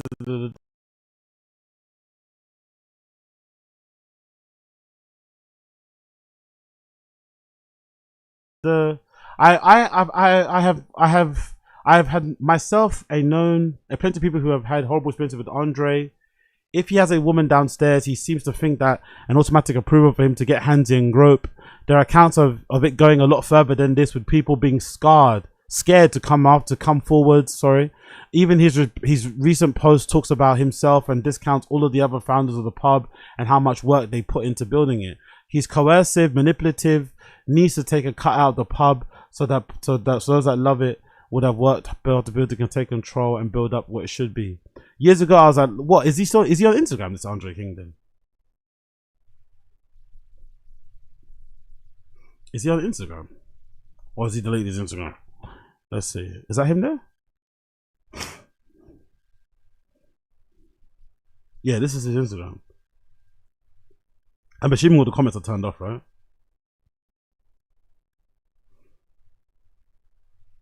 You've been cancelled big time, bro. Do you abuse mistreat animals, more specifically dogs? Yeah, Jesus Christ. Stay safe, pals. Wow, super exciting. Everyone has been cancelled. Yeah, absolutely disgusting. What does he say about himself in the comments? Again, let's see. Has he got a post of himself talking? Because I bet straight away it was from a video. You can tell he sounds like a cunt. Let's see. Is there a post of him talking anywhere here? Or just him playing, right? Okay, cool. Because I bet you any money you'll see a video of him talking and you think, you know what? Certified cunt. That's the dog, isn't it? That's the dog he was abusing. That's the dog he was abusing, allegedly. Poor fucking dog, man. Eating McDonald's, having to shit in corners of pubs and walk over broken glass and shit. Like, oh my god. But look who's in the comments though. Oh, my girl Issa. The history's not been found to her. That's him playing, I'm assuming, right?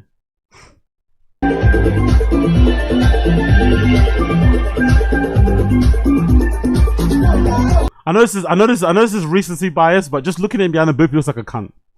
He looks like a fucking up his own ass piece of shit. I'm not gonna lie. You know? I know this is like armchair quarterback shit, but just looking at him behind the booth, he looks like a fucking wanker, innit? Like, he looks like a fucking wanker. Like, you could just, come on, man. That is the face of an absolute prick. Like, you can just tell. God damn.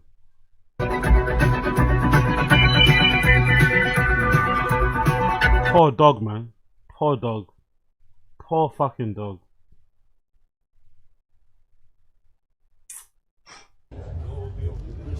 That Fear Loving Hoxton. Fucking hell, she's all over the comments, isn't it? My girl, Issa, man. Issa, delete the comments, babes. Delete the comments, queen. Please, Issa, delete the comments. History's not looking at you fondly. Delete the comments, Issa, please. Delete the comments, Issa. Delete. Yeah. She's all over his Instagram, liking everything.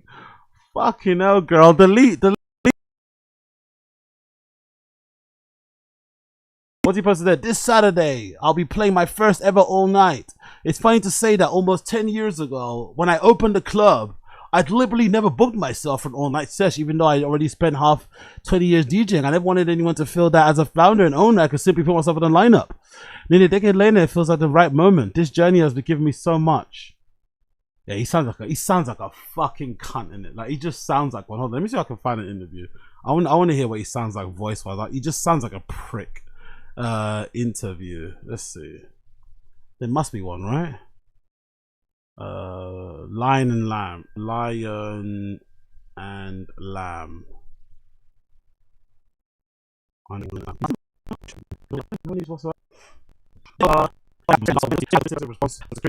Don't give a fuck. Don't bring me into it, and walked off. No care for or someone was touching people without consent in his venue. Yeah, that's a massive red flag. You're reporting it. And then the owner walks by the bouncer. The bouncer says, "What should I do?" And he says, "Don't get me involved." Yeah, don't go to that club again.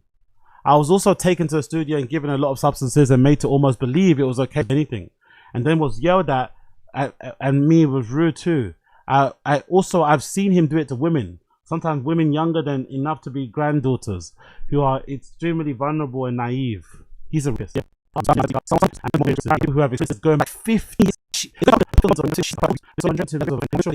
everybody was scared and worried that what would eventually come back to bite them, since everyone involved were. Honestly, the scene, like, I care about making it, right? I care about making it as a DJ. I really care about opening my own club up one day, but it's not big enough for me to turn a blind eye to abuse.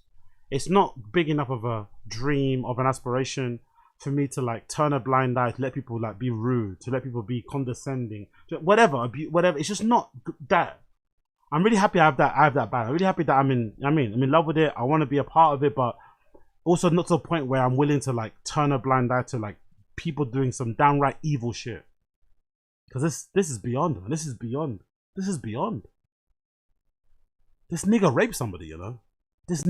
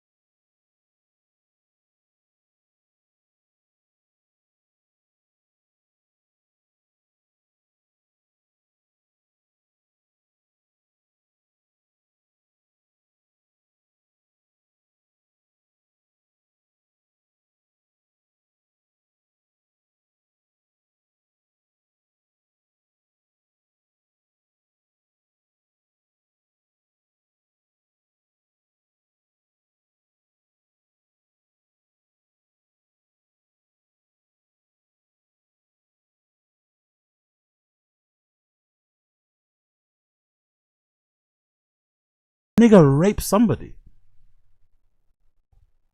We will see a big wave of parties and artists suddenly changing tune and cutting ties with the venue. Let's not forget who these people are, turning the blind eye all this time. Just to be clear, if you knew about this shit and continue to play there, you are part of the problem. Over the last few days, I've read so many accounts. Reading them has brought back working there. Oh no. Between 2018 and 2021, I regularly worked on the door parties and after parties. I want to be clear that I never physically assaulted by Andre, but I did experience behavior that made me feel uncomfortable and looking back completely unacceptable. During my time, I was on the receiving end of multiple sexually inappropriate comments. I heard him speak about women in ways that made me deeply uncomfortable. I was falsely accused of drinking while working, despite the fact that I was driving to and from work, and was often volatile and aggressive in the way he spoke to me. Towards the end of my time there was a particularly strange situation involving a member of bar staff who had become very close to Andre. She suddenly became hostile towards me for no apparent reason. One day she pushed a toilet door into my face, and when I asked her what her problem was, she simply replied, "You." When I raised it to Andre, instead of dealing with it professionally, he told me she wanted to sleep with him, was obsessed with him, and didn't like pretty girls talking to him because she was jealous. Looking back, I realized just how inappropriate and manipulative that response was. I later learned from someone directly involved with Andre that orchestrated the situation, which only reinforced how manipulative his behavior was.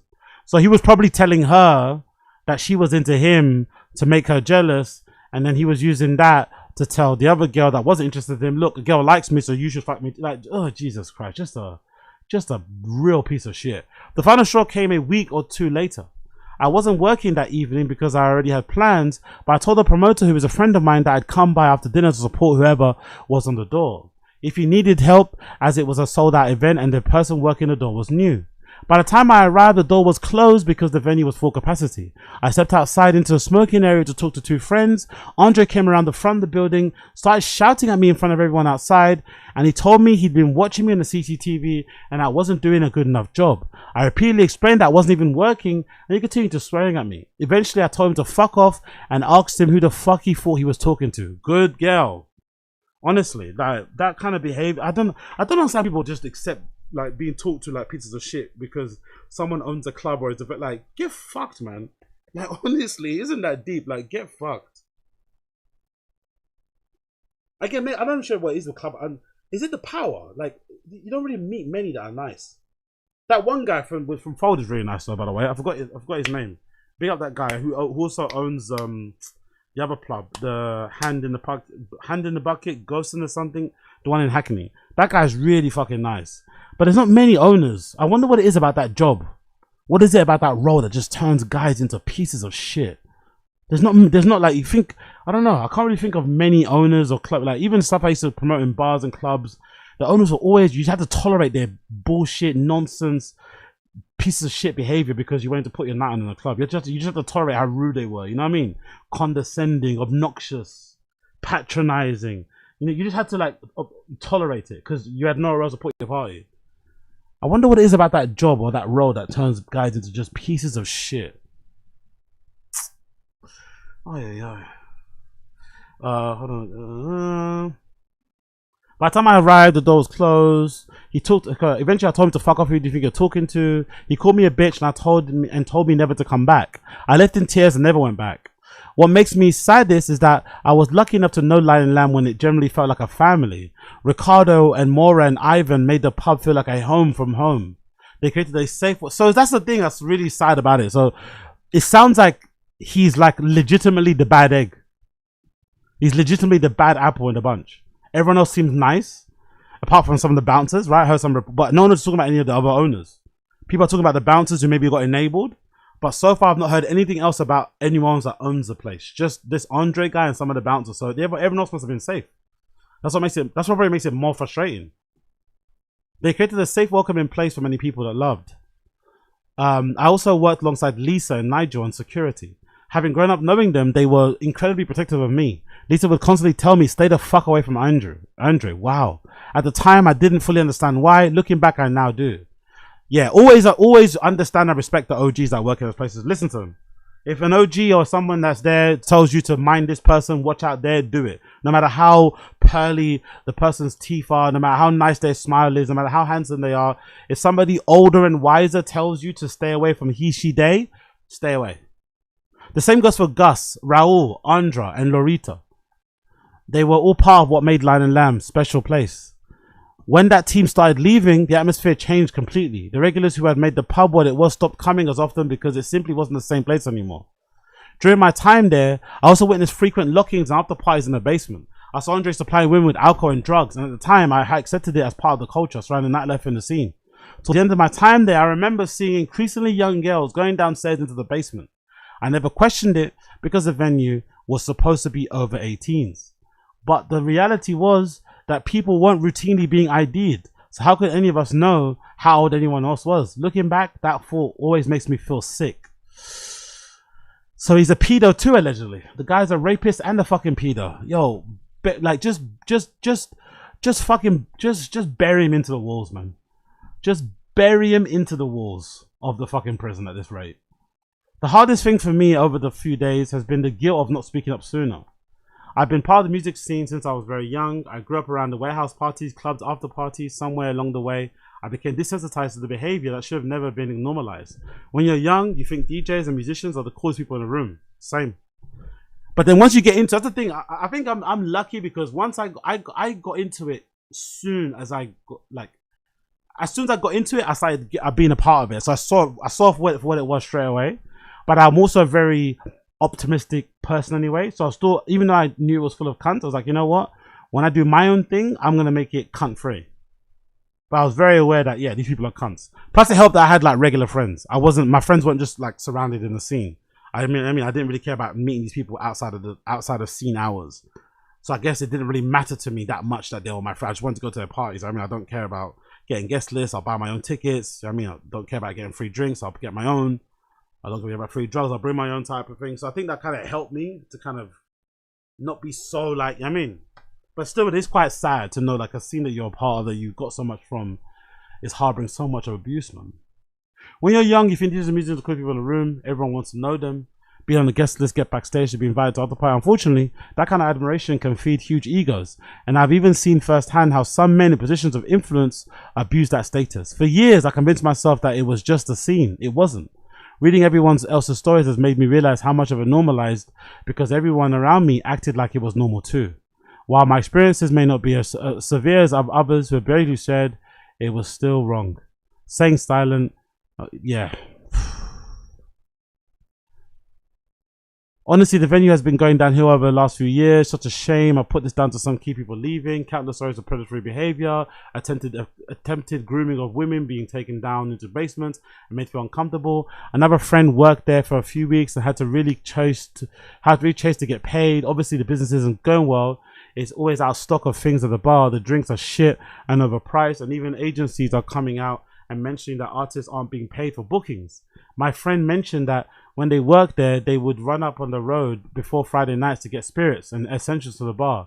I would hate to see credit debt and their drink suppliers. I mean, Andre performing all night long this weekend in the middle of the summer, where there should be lots of artists touring the UK, writing on the wall. This guy is, yeah, that's a good point actually. That's a very good point. Performing all night long during the weekend as an owner probably isn't a sign that your place is doing well. Can't imagine. Something cancelled sugar. Unless I missed it. Since everyone is sharing, I'm working at that place for about half a year. For about half a year ages ago. I wish that place burns in hell for Andre King. Not only did I encounter abusive behavior as a staff member, it was actually super normalized, but I also been sexualized heavily by him as a good-looking young woman. He would share all of his traumas with me to make me feel bad for him, manipulating, hang out with him the way after work. Gear and alcohol involved. Suddenly you realize it's the evening and the next day and you gotta work again. One by one he would build the trust or even just have you feel bad and sorry for him to hang out. Then he'd expect you to give him your pussy or whatever he would want to consider his being a perv. Or else you're fired. I was fired twice. He'd apologize, ask to join the team again and say that he's changed. That he fired you because he really fell in love. LOL. Same shit over again. I'm not stupid, guys, but I do tend to trust in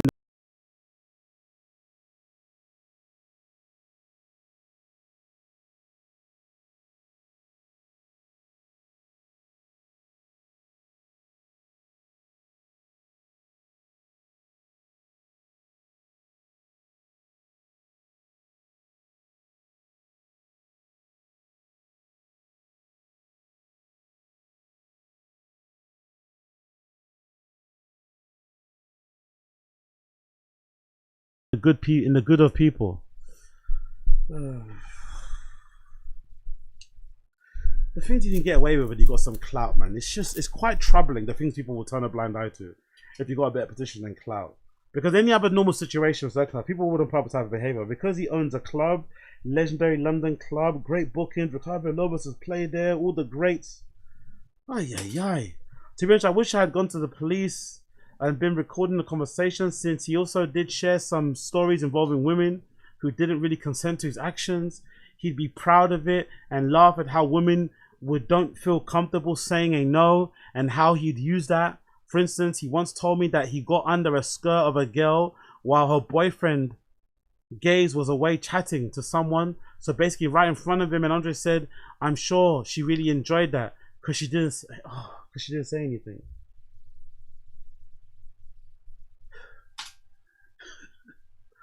Yo, this guy is like shockingly evil. Anyhow, I'm glad stories are coming out. It feels so much better even so many years past not to only be the only one. Also, kind of crazy how the community has never questioned him for the shit he's been doing.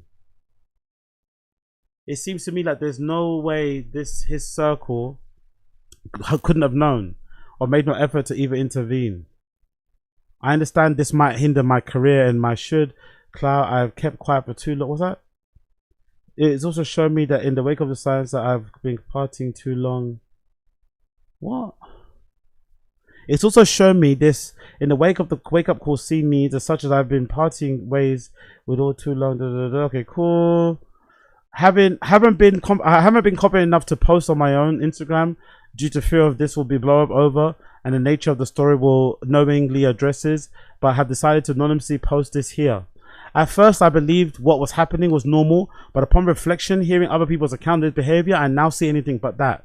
Me and my friend had gone there, but didn't have tickets. He came outside to the bouncer and told us that he was... Oh, okay. So I guess one of his other abuses is to be downstairs in the basement, getting on it, probably looking at the CCTV cameras or spot any cute girls coming up to the bar or to the club. If they're being harassed or they're being not allowed in, he comes up, plays the whole savior, this is my club thing, gives them free drinks, tries to get them down to the basement. You know what I mean? That's what I'm sensing here is happening. Me and my friend had gone there, but I didn't have tickets. He came outside to the bouncer and told us that this was fine and welcomed us, offering us a drink and to go down to his basement. At the time, I admit, I was excited to be around one of the owners of one of the best venues in London, so I didn't think it odd. I don't even actually remember who was playing that night, as he kept us in the basement the entire time, offering us drinks and drugs. When the event finally ended and he cleared everyone out, we finally went back upstairs. As I said, I wanted to learn how to mix.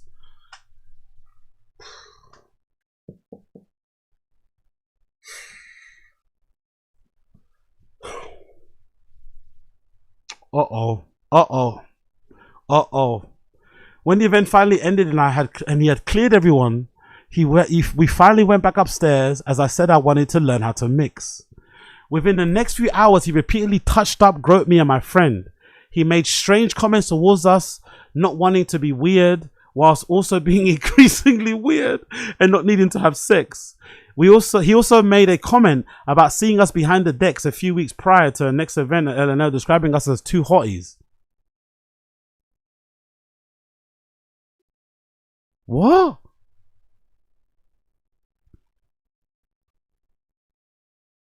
His observation also bugged me, as I now feel he acts were premeditated, as he spotted us weeks before. Okay, cool. Oh, so he saw them in a booth weeks before an event, and yeah, okay. The most shocking thing is that when we eventually left, my friend had thought she had lost her card holder, so we knocked on the door for us to be let back in, so he would have a look.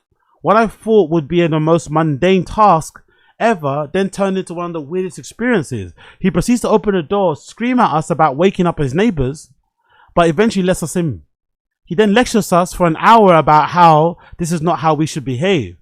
He then forces us to take a video on his phone apologizing for saying our addresses, which has freaked us both out ever since.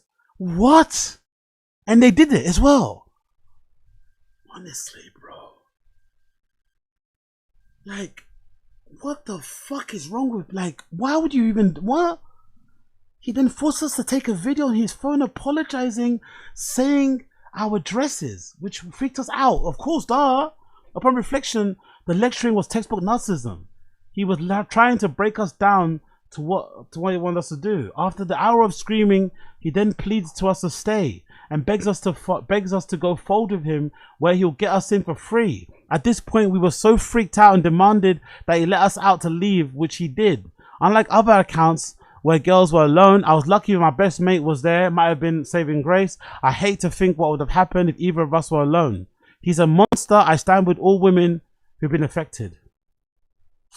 Yeah, I don't know. I guess I'm gonna leave it there for now, because I need to head off and pause for this particular episode. There will be a part two where I'll follow up some of this.